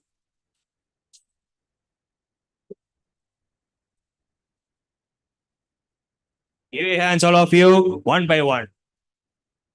Should Caesar be the one target? Yes, I think it should be a bad idea to allow Mark Antony to outlive Caesar, since Antony loves Caesar dearly. Let Antony die along with Caesar. But it's still not certain that Caesar will leave his house today. He's become superstitious lately. Don't worry about that. What he plans, I can persuade him. Otherwise, I will bring him to the capital.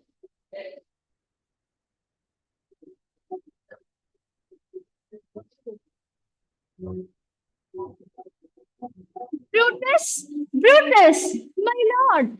Portia, why are you here? Why have you waken up so early? Snake, you certainly got Ori. My dear lord, what happened? What happened to you? I'm not feeling well, that's all. Oh, you have some sickness in your mind. Brutus, what happened to you? What made you unhappy? Portia, go inside for a while, and soon you know the secrets of my heart. I'll explain all my plans to you and all the reasons behind the sad expression on my face. Scene 4. Calpurnia tries to prevent Caesar from going to the Senate, but Decius deceives Caesar.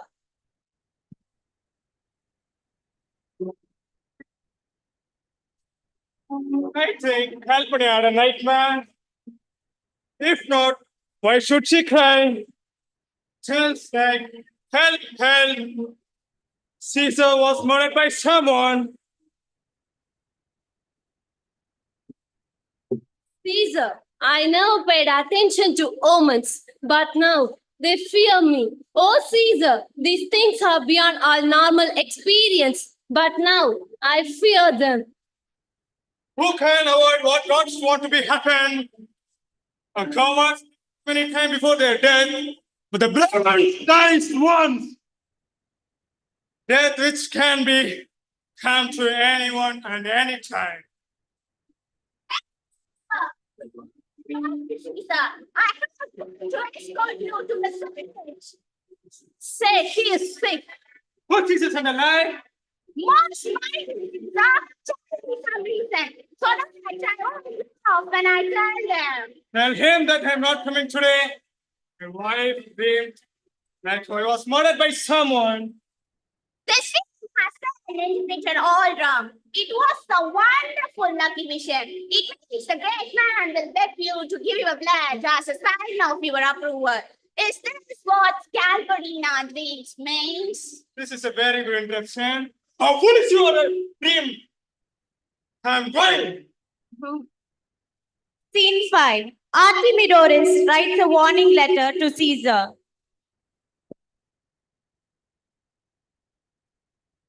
See, Caesar, beware of Brutus. Pay attention to Cassius. Stay away from Casca. Decius Brutus doesn't love you. All these men share just one thought, and it's aim against Caesar. If you're not immortal, look around you. A sense of security makes you vulnerable to conspiracy. May the mighty gods protect you. Your friend Artemidorus. I'll stand here until Caesar passes me, and I'll give him this. Passes, I'm asking for a favor. Scene 6. The soothsayer again warns Caesar in vain. Artemidorus tries to make Caesar read his letter. The Ides of March. Yes, Caesar, but the day is not too.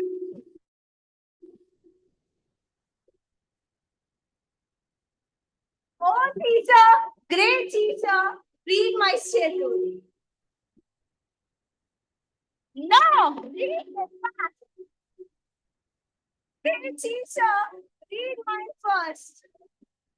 It was my priority to what I should read. Scene 7. Caesar and the conspirators enter the Senate. The conspirators kill Caesar.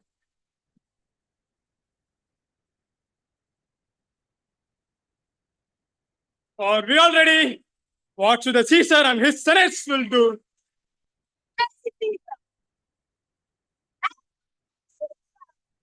Are you all kneeling?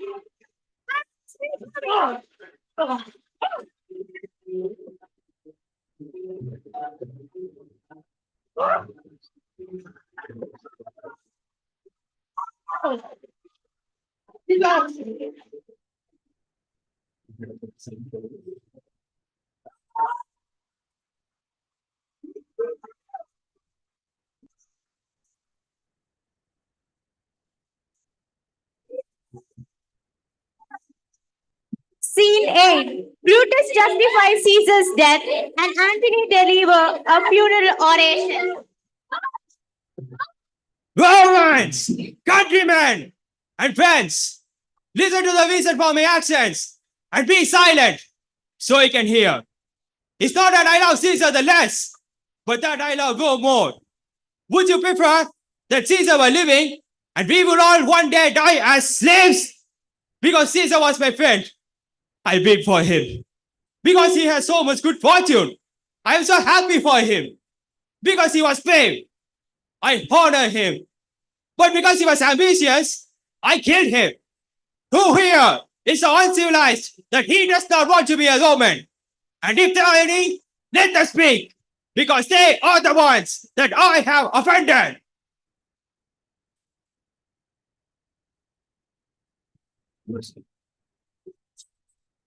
Then I have offended no one. I done no more to Caesar that you would do to me. I leave the floor to Caesar, and I beg that no one should leave until Antony speaks, except for me. Friends, Romans, countrymen, lend me ears. I come to bury Caesar, not to the evil that lives after them. The good is in bones.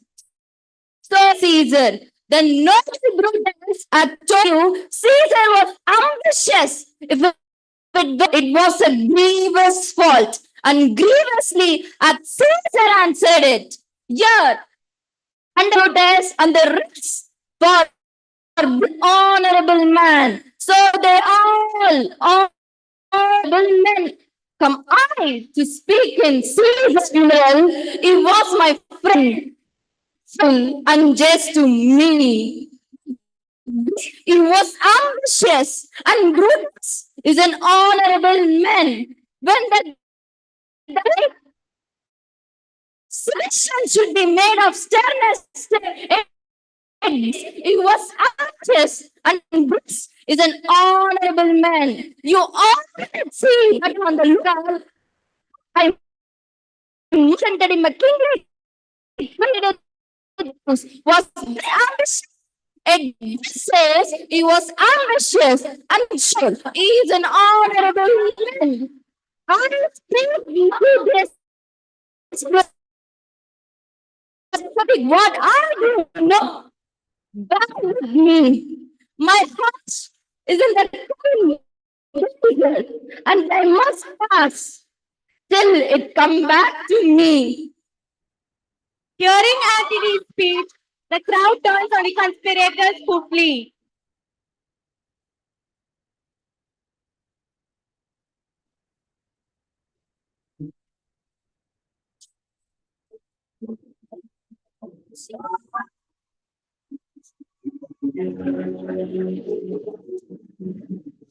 Thank you, lot number 3, for your performance of wonder. Lot number 12, please occupy the stage. Lot number 4, get ready, followed by 2, 8, and 13. Judges kindly note that it's lot number 12 on stage.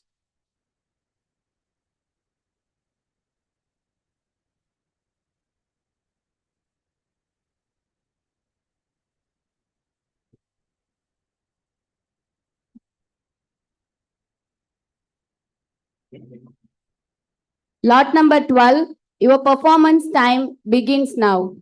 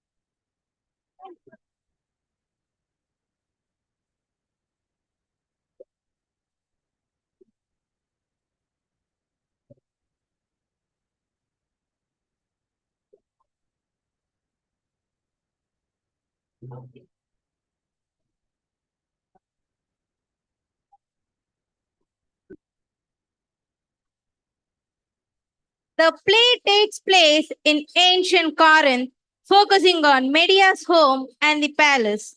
Scene 1, Medea's home. Medea is alone, seated on the floor with her head disheveled. The nurse watches her with concern.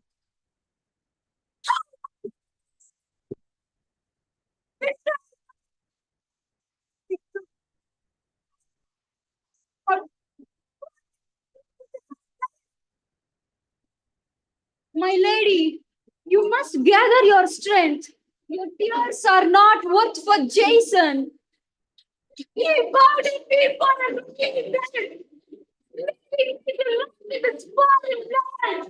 The fire of revenge is not just for enemies.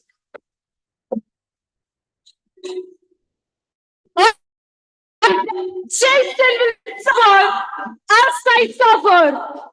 I will until Jason betrays in my knees. And your children? What about your children? Yes, my children. They are innocent, but they are also his blood. Through them, he will feel the deepest pain. No, lady. No, not your children. You can't. Leave me. I know what I must do. I will strike hurts the most. Scene 2, the palace. Jason arrives with crayon and glass. Medea is waiting for them, her posture tense but controlled.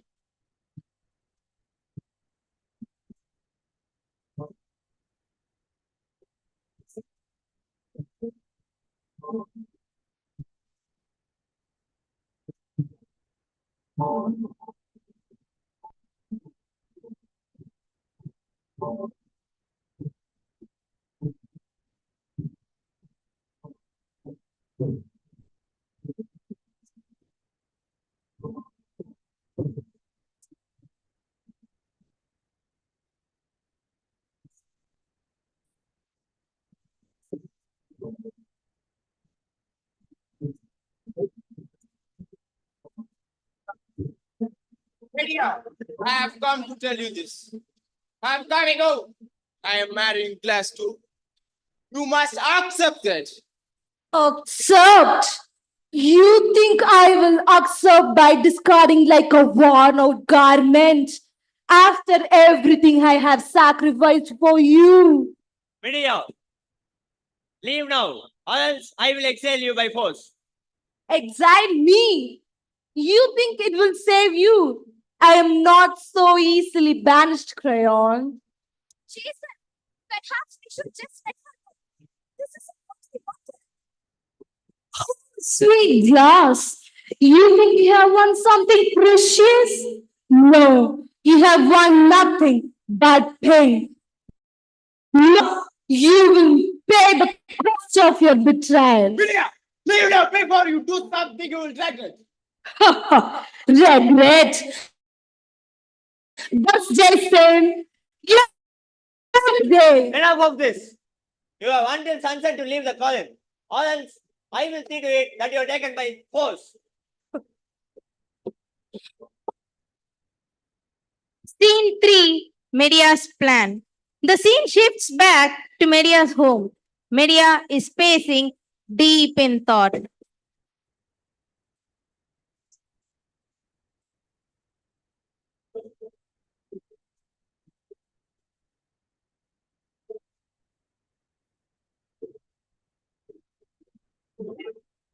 Medea, I heard what happened. I offer you refuge in Athens. Leave here before it's too late. You are kind, Idris.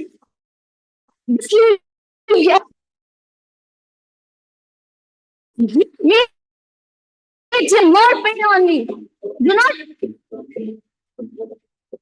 say everything you have to fear. Suffering. Medea, I beg you.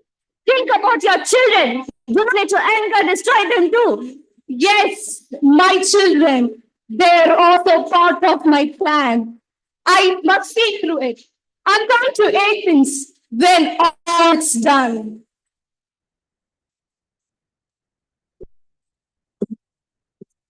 My children, the growth and poison.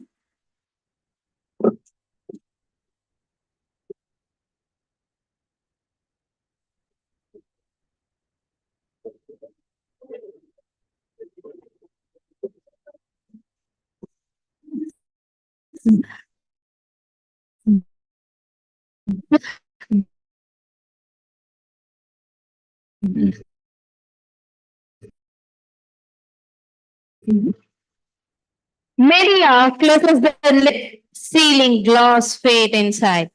Next scene shifts to the palace. Jason enters quickly, his face softening as he sees her.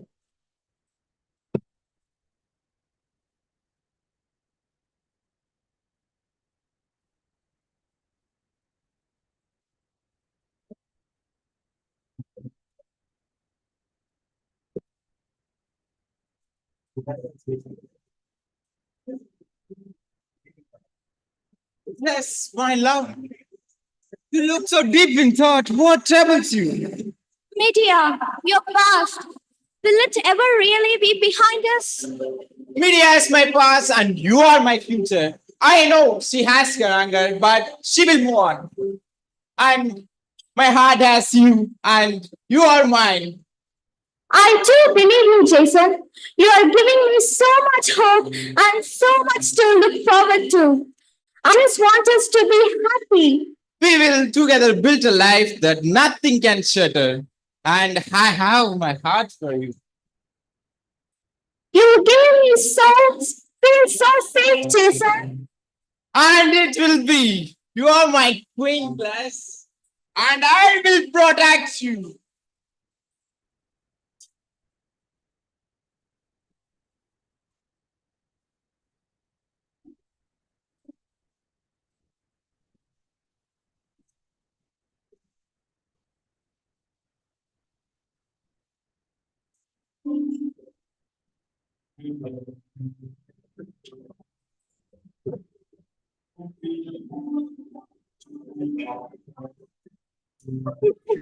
Always miss you.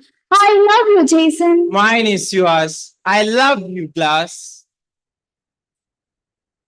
Scene 4, the woman. Glass, dressed in a wedding gown, admires herself in a mirror. Medea enters with a seemingly calm demeanor, carrying a beautifully embroidered robe.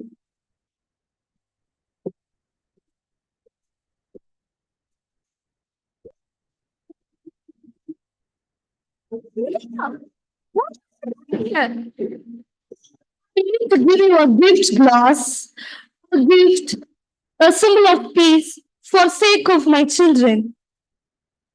A gift? Yes, it's a robe.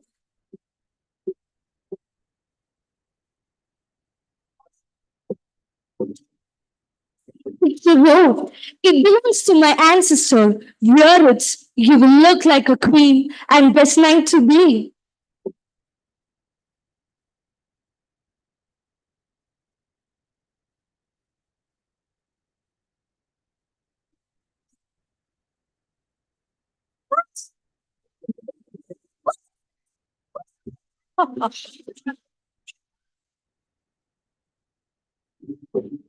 What's happening here?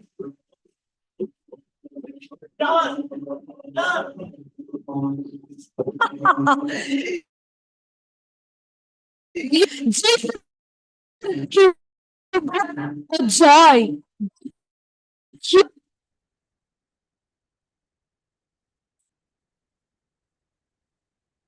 There is no what is. Scene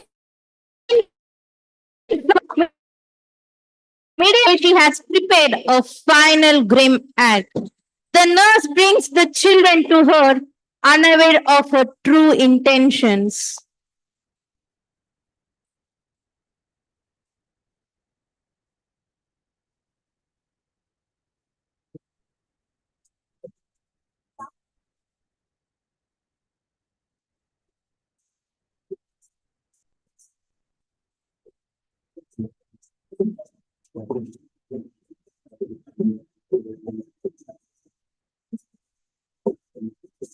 My lady, hear your children. What do you wish to do? My dear ones, come close. We are leaving this world for your sake. Medea, don't harm your children. They are your children.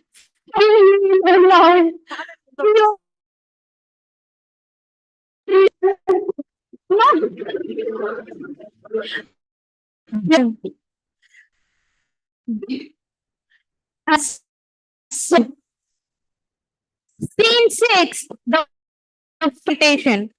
Jason rushes in, searching for his children. He finds Medea standing over their lifeless bodies, a mixture of sorrow and cold determination on her face. Jason tracks, horrified. Medea, what have you done? Where are they? Children, where are they? They are gone. Then gone.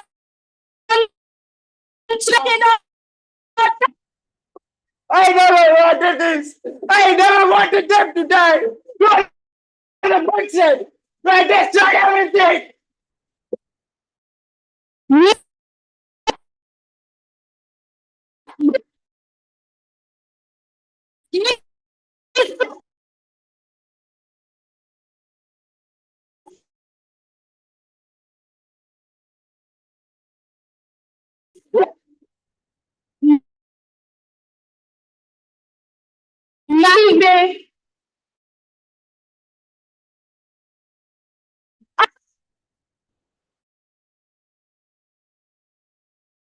Suffered.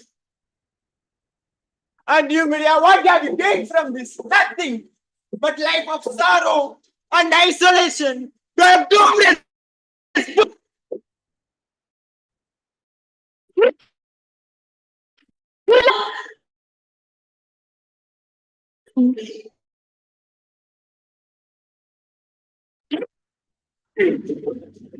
Your punishment.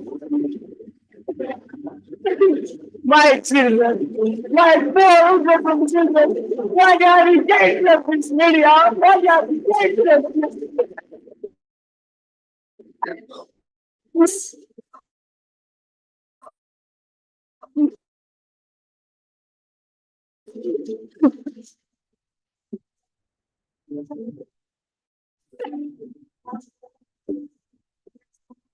Media's love is dead and leaves Jason with a miserable punishment.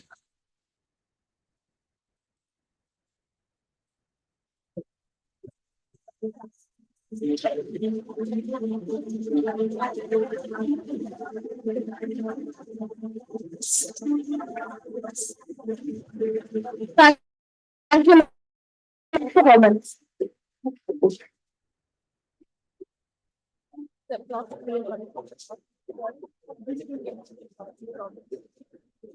Lot number 12, please make sure to remove from the stage.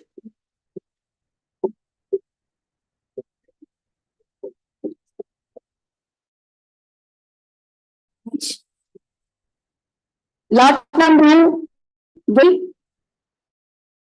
13. Judge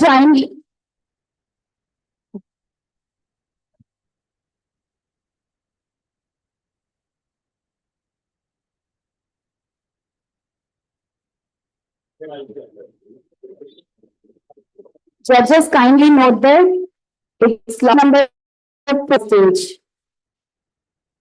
Lot number 4, your performance time begins now. Dear spectators, this play is done. It unfolds a tragic event in which a coin is made against the life Prince Dmitry, Prince of Caria, an East European kingdom. Prince Dmitry is just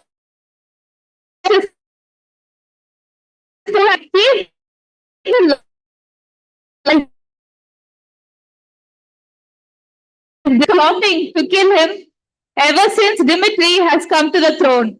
And did he succeed? Let's wait and see. Is this the day, Alexis? Yes, Your Majesty. Today is the day. I think the Kansas regiment is going to take care of it. Yes, Your Majesty. You need not worry about it. Oh God, I have been thinking about this moment for 3 long years, ever since the boy came to the throne. Prince Dmitry is now 17. He has been well guarded. He's the last one of the dynasties for more than a generation. We have been trying to smash the line out of existence. He should not be allowed to escape. He will not, Your Majesty. The regiment? It's a captain, major, and colonel. And it is? Yes, Your Majesty. I assure it.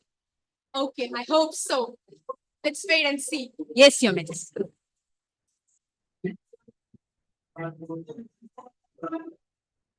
Scene 2 takes place in an antechamber in Dimitri's castle at Zen.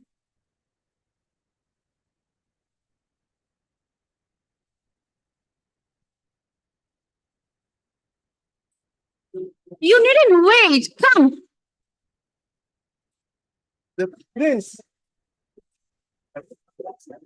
The prince suspect nothing. I can see in his manners. Let him suspect. He will not assure in half hour. Yeah, fine. And charge him for a royal highness. I don't think any of my bullets will go astray. Revolver, that's not my favorite thing. I shall finish the job with this. Oh, we shall do for him right now. It's been though. I would rather had When we get our chance, we must take it.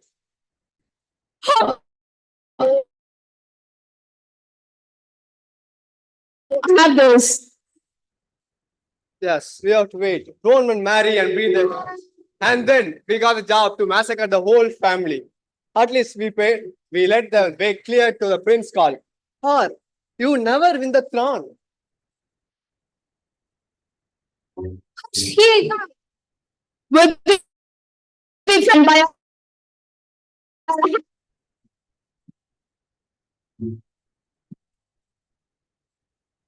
Come on, guys. Who's there? Stornix, Anna. God, I'm so glad to meet you. Dmitry, my friend. It seems like we had to invent a special order to see you. They even took out my revolver. Some new regulations they make every day. They have taken away everything I possess. And also, they have taken away the sword to be reset and my revolver to be washed. And also, my hunting knife is also be mislaid. I possess nothing. Oh my God, Dmitry, you don't mean... Yes, I am trapped.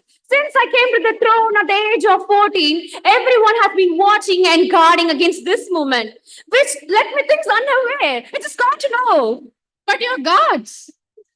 Yes, did you notice that uniforms? It is the Kranitsky regiment. They are the heart and soul for Prince Karl.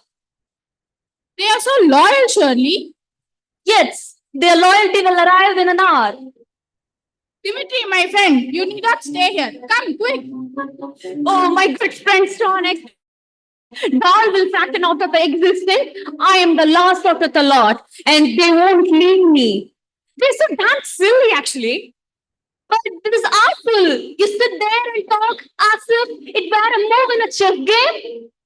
Anna, you know how much I hate death. And I'm not covered, but I want to live.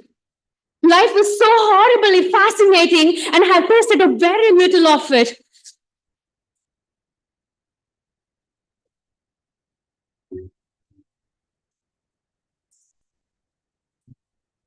Look at the window. There's like a fairyland of mountains and rivers. And there is the Grodis where I spent the last autumn. And beyond it's Vienna. Oh, Alex, have you been to Vienna? I have been there once. It's like a magic city to me, and I wish I should visit a lot of wonderful cities like that. Oh, alive, I'm talking, and we have talked a dozen of times in this old grey room. Who knows? Tomorrow, an old fat servant will be cleaning my bloodstain in that corner. Maybe in that corner. No, my friend, you should not be butchered in a cold blood like this. If they can't give you something to fight with, I will give you a poison that will take your death. Oh, my friend, no. Because I have never seen a man being killed, and I won't even get any other chance, sir. I won't leave you. My friend, you can see 2 men get killed today. And reforming marching out. Here they're coming. Dr. Stoner, what are you doing here? You must leave the room. We have some business with this Royal Highness. Gentlemen, come. I fear my business is graver. You see, your king has possessed some disease and he has not got 6 days to live. What are you talking of, sir? You are certain? You are saying the gravest thing to me. You are not making any mistake, right? To God, Ivan. Then our business can wait, it seems. Sir, this is the...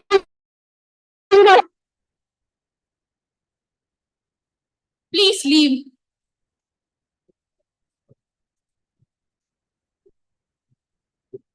You stabbed him. Yes, indeed. You stabbed me, my man. No, my friends, listen to me. It was not a lie altogether. Was it all true what you had told them? Yes, Dmitry, we have not given days to live. No, it can't be true. Death has met me twice in this evening. Wow, what did you do to kill me? It is even to be called so that thing. Doctor, you just saved me from this cruel one and helped me to come out of it. I'm a monarch. I can't be kept waiting by death. Give me that medicine. 4 or 5 drops will ask for you. Leave, Anna.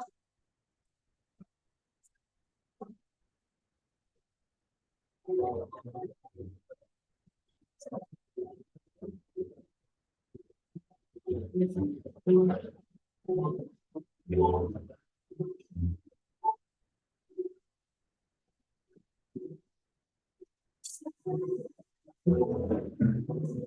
colors are God's son. Come on, guys.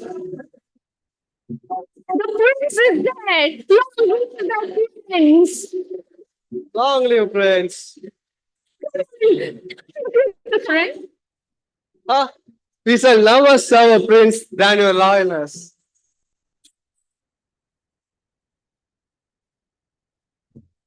You will never be prince. Wait, what do you mean you never serve? I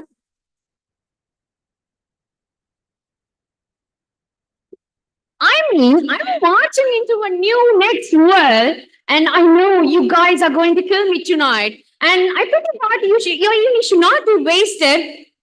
And I just advanced to death. That's all. So you are going to be killed. Yeah. It's no one. Why then? I'm gonna kill you. Oh, certainly, man. I'm going to die of a serious disease in the 6th day. Or in the poison of Minotaur too. If you want to still take revenge, then I will. I will.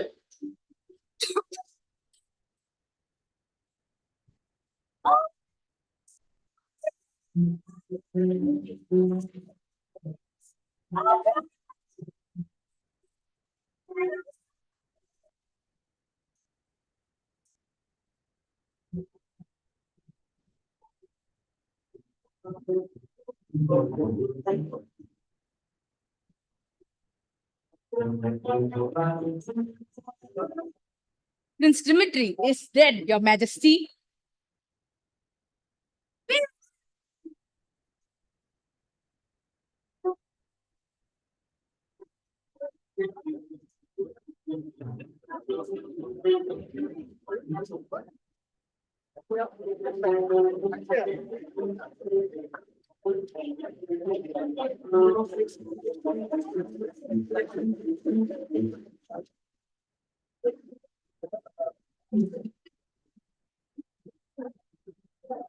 Thank you, Lord Combo. Lord Combo, right now. Thank you so much.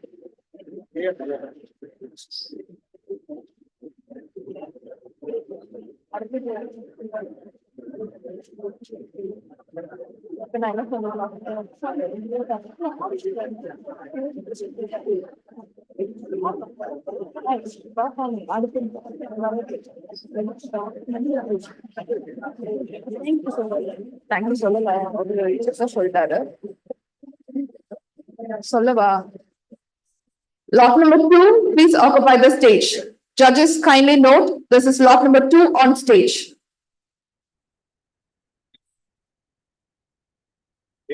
Next, number 8, be ready. After lot number 8, it's lot number 13.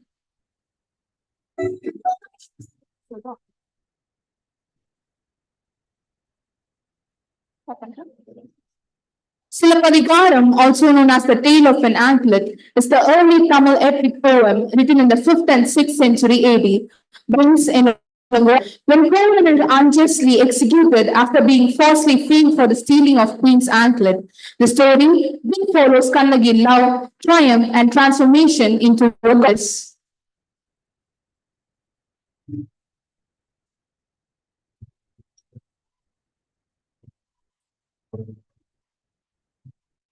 Kannagi, my love, you have given me all that you have, even this precious anklet.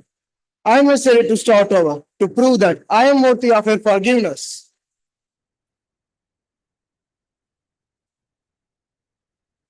Good sir. I need to sell this. I need to sell this anklet. This is worth much. I need to sell this anklet. It is worth much. I need that money to rebuild my life with my wife. Angler. Such a craftsmanship. Angler. Such a craftsmanship.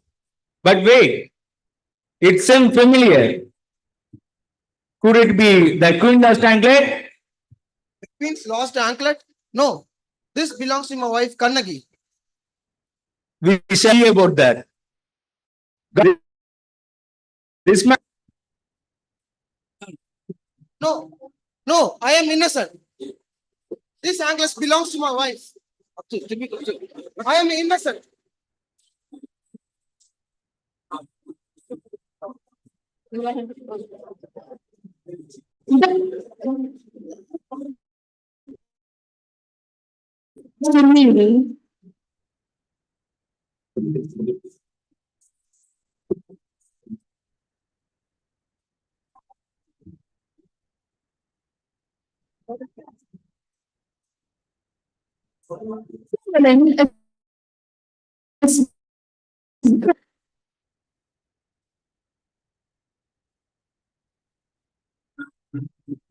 My lord,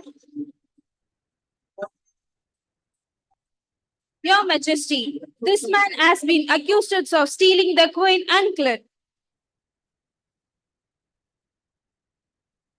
Is that true? You mere stranger dare to steal from the queen? My lord, I swear that all by its holy. This belongs to my wife Kannagi. Please. My lord. Enough. The word of thief is worthless. He should punish as the example of all who would try to steal from the crown. No, I am innocent. Have mercy, Lord.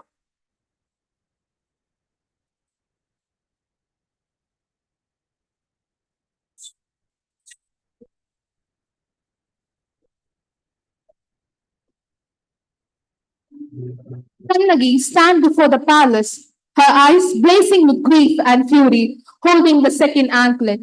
She confronts the Pandya, a king.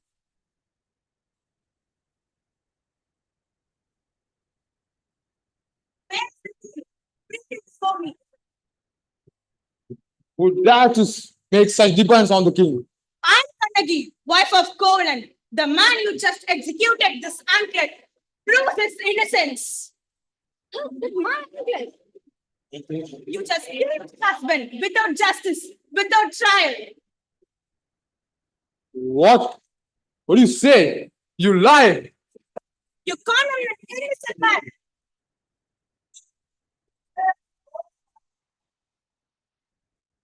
I was never used to lie. You killed my husband. No. Let the city burn. I cross Madurai. Let the city burn. Let the city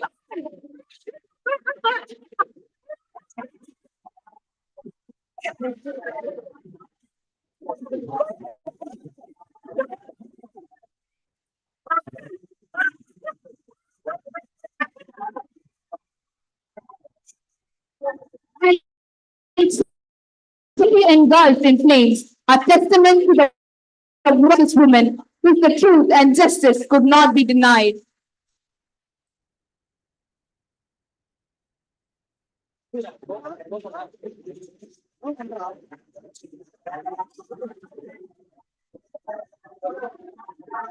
Thank you, lot number 2. Please make sure to clear all their properties from the stage. Lot number 8, please occupy the stage. Judges, kindly note this is lot number 8 on stage. Lot number 13, please be ready.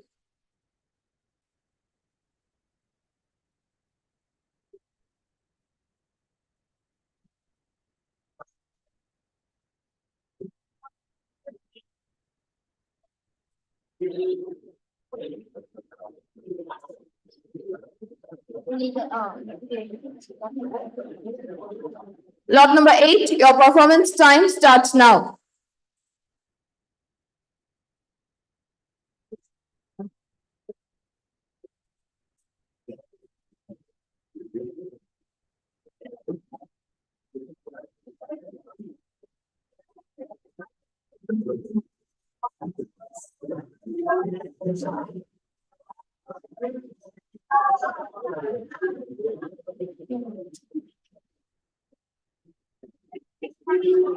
Beowulf.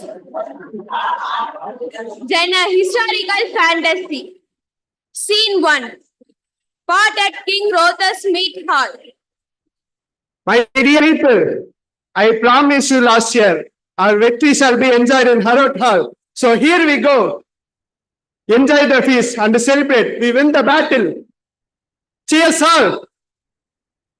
Everyone cheers and eat, sing and dance, and make loud noise.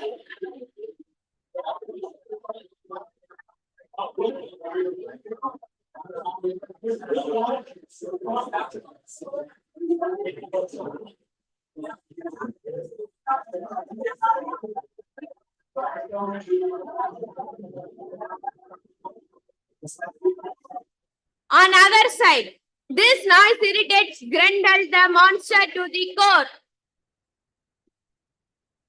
Suddenly, Grendel appears and kills the soldiers and destroy the land.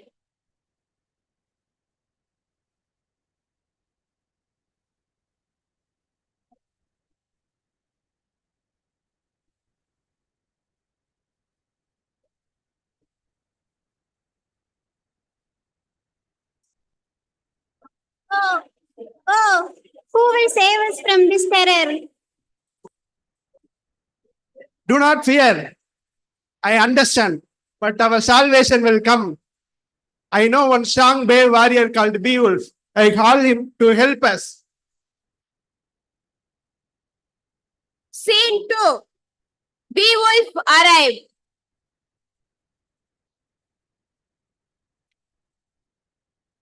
The next day, Beowulf appears.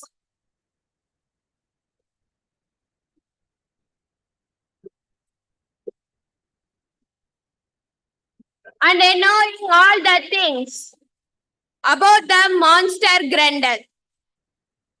Don't worry, King Hothar. I will come to end demon monster. Prepare your dead monster.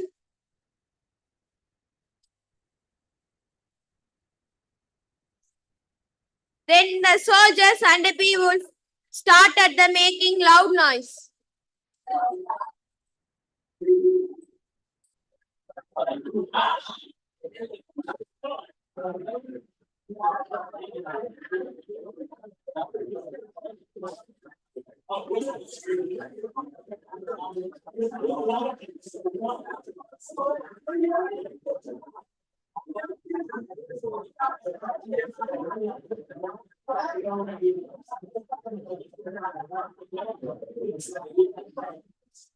Then again the monster came. Beowulf and Grendel battle via 1-1.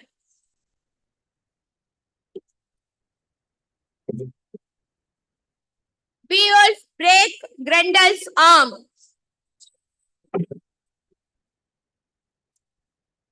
Grendel's cross and dies. Beowulf won and everyone cheers.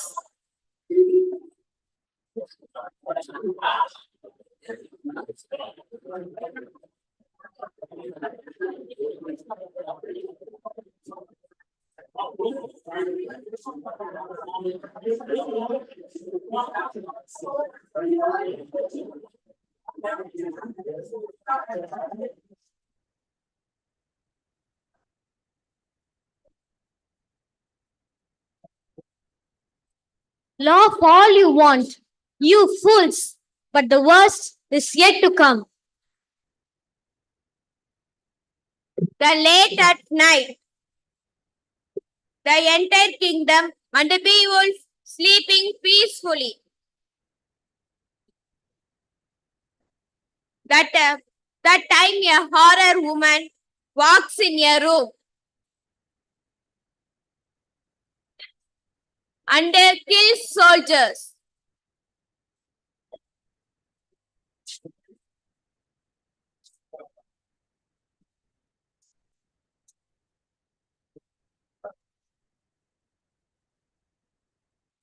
Suddenly, Beowulf awakened from his sleep and finds lots of dead body in the room.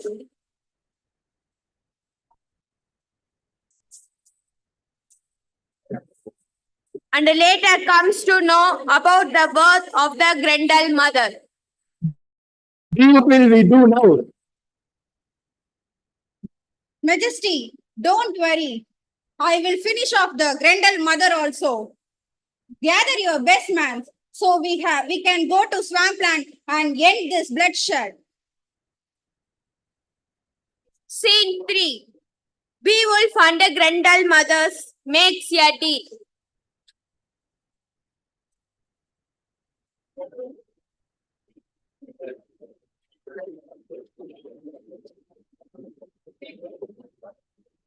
You dare! You came here after you have killed my son?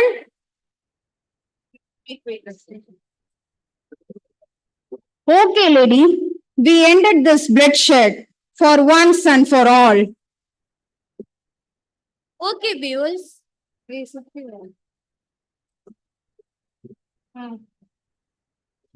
Grendel mother spots the golden horn of Beowulf and slowly takes it from her.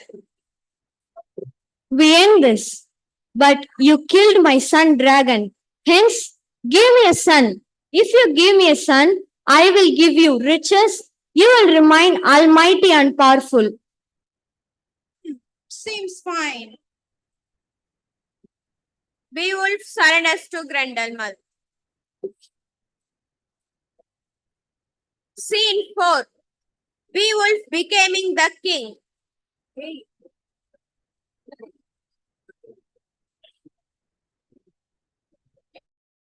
Did you really shoot the Yes, I fought with Grendel mothers and I killed her with these hands. She is not my guest anymore. Anyway, man the golden horn. I was on the floor while I finishing off her. Suddenly, king understood and walks away from his conversation to the people. Listen, everyone. And calls for their attention. Listen, everyone. As you all know, I have no higher son. So I leaving this kingdom to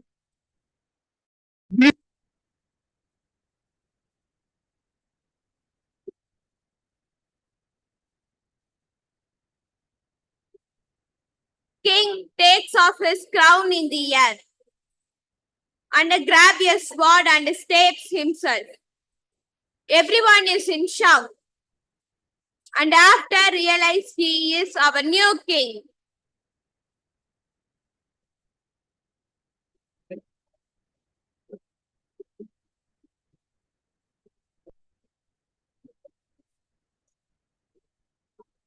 Scene 5. Beowulf's horn is found.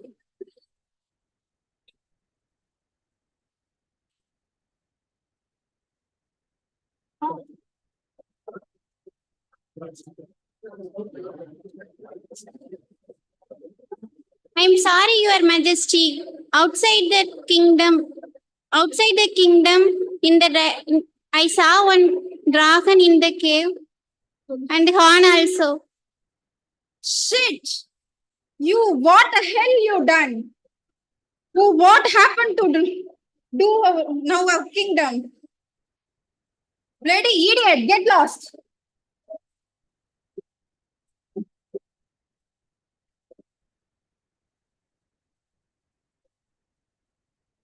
After some time, the dragon starts to destroy the land. And the people buy the hot fire from his mouth.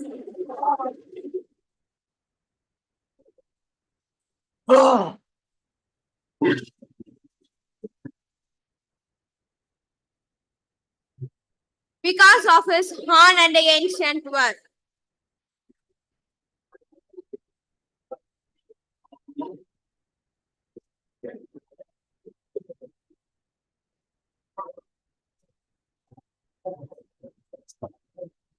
Scene 6. Beowulf and Wiglaf going to fight with the dragon. Wiglaf, my brave minister, come here. Yes, Your Majesty. What do you want to do? Come, we have to fight the racking dragon. Yes, Your Majesty. We shall fight for with the dragon till my last breath. Dragon will definitely pay for this destruction. Come. Dragon and Beowulf fights and Wiglaf passes.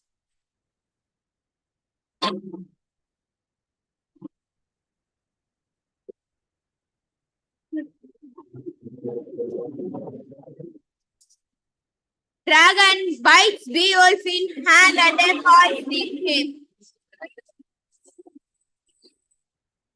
Then Beowulf stabs Dragon and smash the dragon heart and killing it.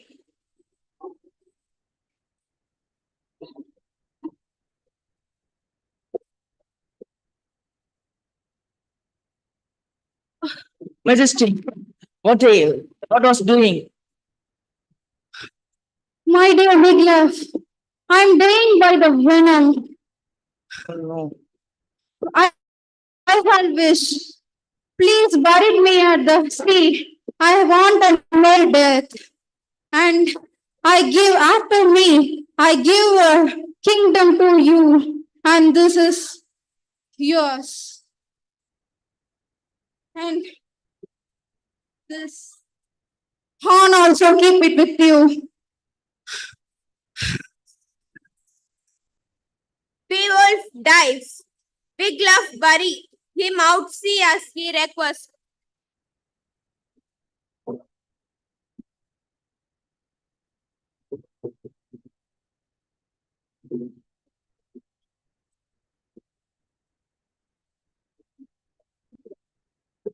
There suddenly Grendel mother appears beautifully to Wiglaf.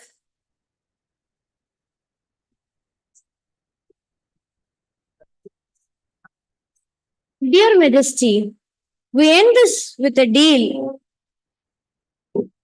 You killed my son dragon, hence give me a son. If you did, I will give you almighty and power. If you don't, I will destroy your kingdom. If the king accepts the deal, again the curse looping continues. Think about it. We can finish it. Thank you all.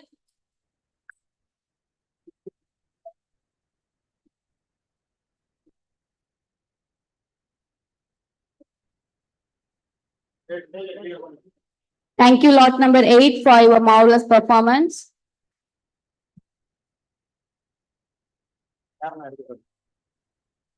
Lot number 8, please remove your properties from the stage.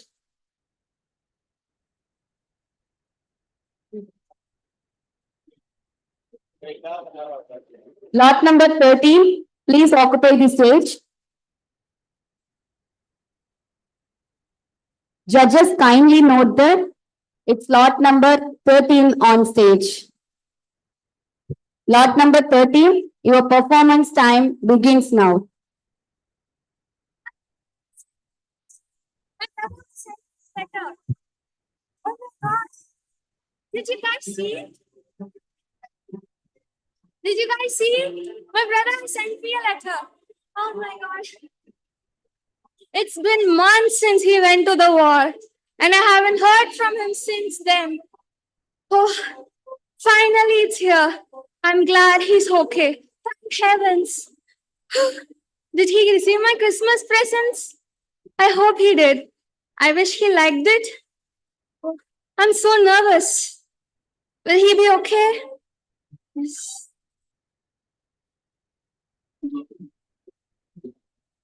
My dear little sister, how are you? Hope you are fine. I am fine too, I guess. The war is too exhausting. I wish I could get home soon and be with you. Oh, and I received your Christmas present. It was a beautifully knitted sweater. Oh, I'm glad he liked it. And something wonderful happened this Christmas. Oh, it all began one day when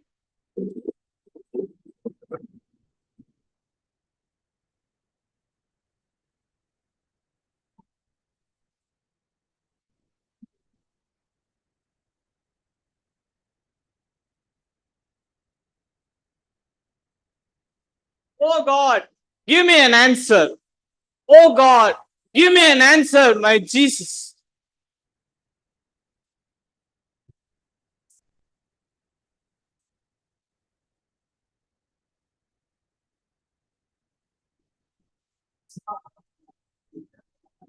Christine Alex? Christine Alex, where are you? Yes, Your Holiness. Calm down. Calm down. Calm down.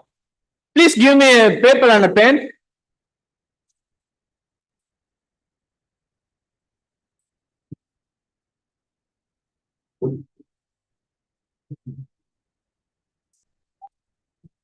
Oh, thank you. Thank you.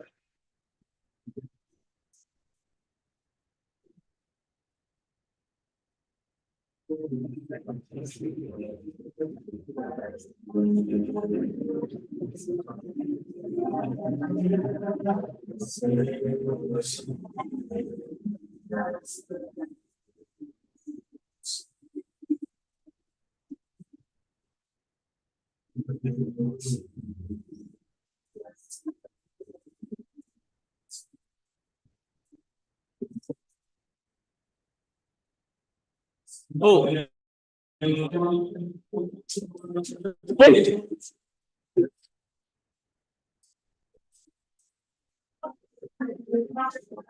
Your Holiness, Yes, my child. is this possible? Do you think this will happen? Only God knows. You think that I will create a land full of blood? You think this will happen, Your Holiness?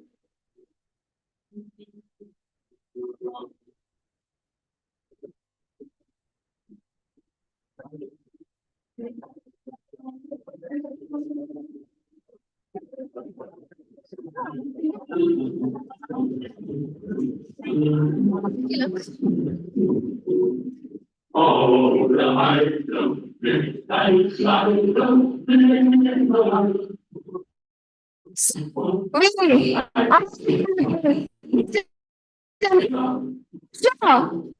We will try to put on us. They will try to put dirt on us and make us filthy Jews look innocent. And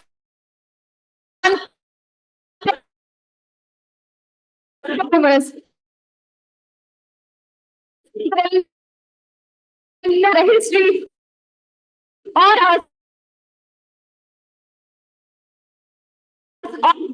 will remain. So,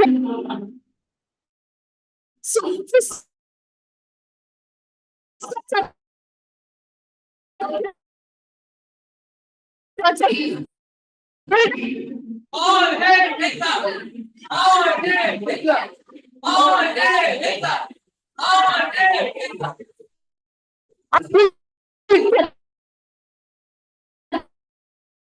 We are really creating new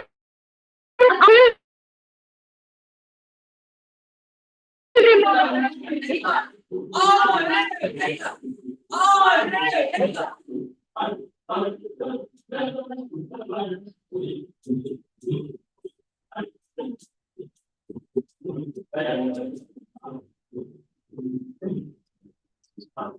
What's this? Who gave this? Who gave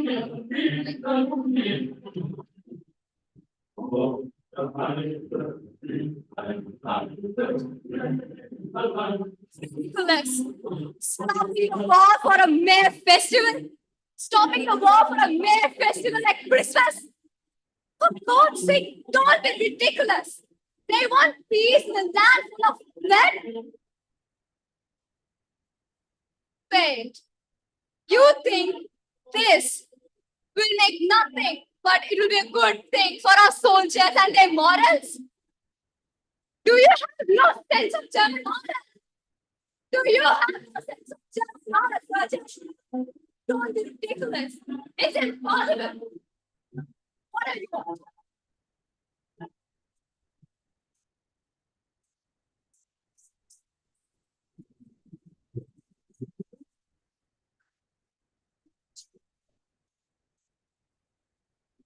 God, please forgive all the sins I have done. Let me get out of this alive and well. Let me see my parents one last time. At least, let me see my sister. In the name of the Lord. Amen.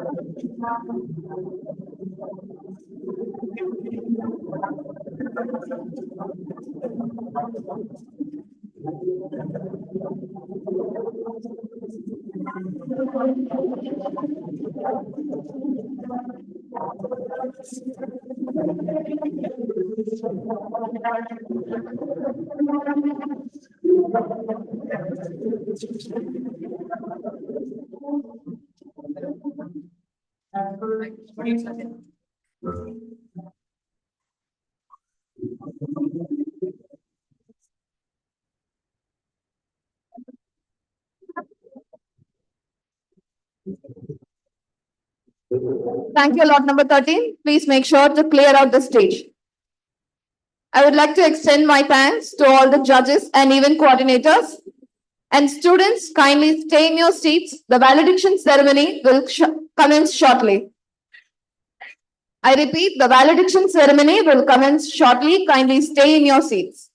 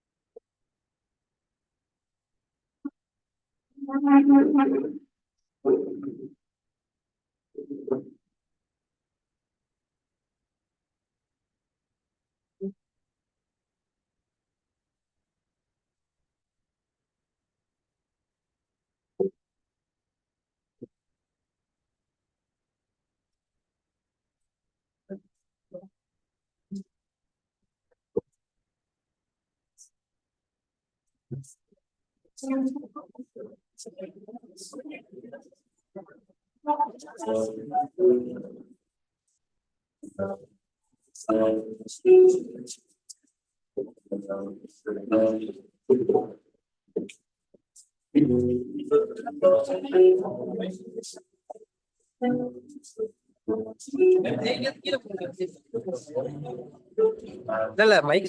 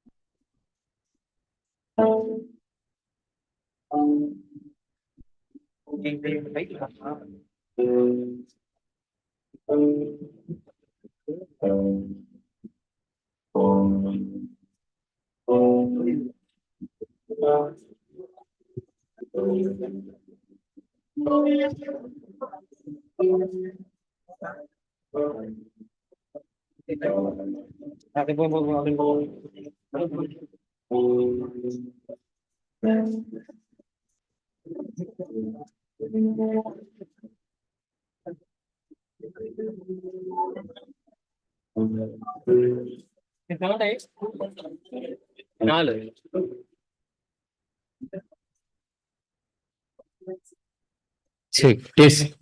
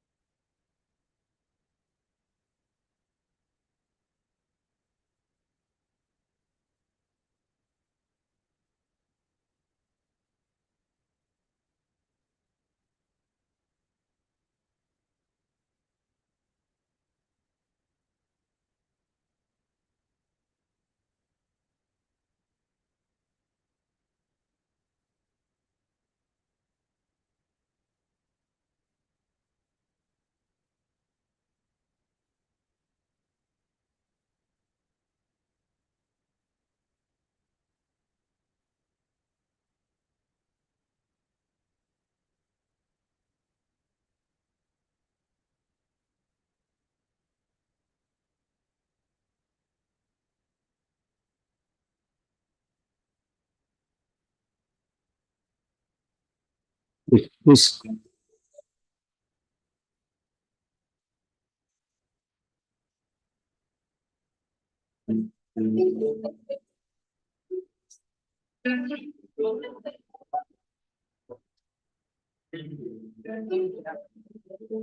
Save time creating content. Change